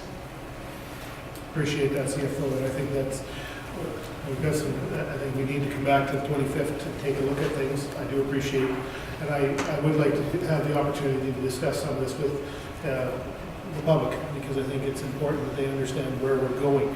Because this budget is a one-year picture, but if they don't understand the long-term picture, it could have implications for this budget and further on. And I think that I know we always stand a chance that people will say, well, you've got it all wrong. Well, maybe we do, but you'll have that opportunity next November 9th to change that if the people so wish to send a different council this chair. But I think right now we've been tasked with it, but also at the same token, we do have to be open to hear those comments and help explain that discussion, because I think everyone at this table has heard about budgets and tax increases and everything else that results from this process. So I'd like to give the community as much time to ask those questions so we can get the right information to the right people at the right time. Because nothing worse than somebody saying, oh, I heard you guys are going to spend $90,000 doing this, and it's a waste of money. No, here's the information, here's the hard facts. If I could ask CFO, on page 38, that's the capital budget that you sent forward. If I could ask you to bring that back with a high priority, because I believe council, we beat it up, and Councilor Thorson's alluded to a few questions and several others. That number separate from the big picture, because when I look at this is the entire list. But let's get down to how much we are actually, if we can do that, and break up the funding sources accordingly. So you have 2 lists. This is the one that we believe that I think we're going to move forward on, or a good portion of it. And here's the wish list that's to be determined.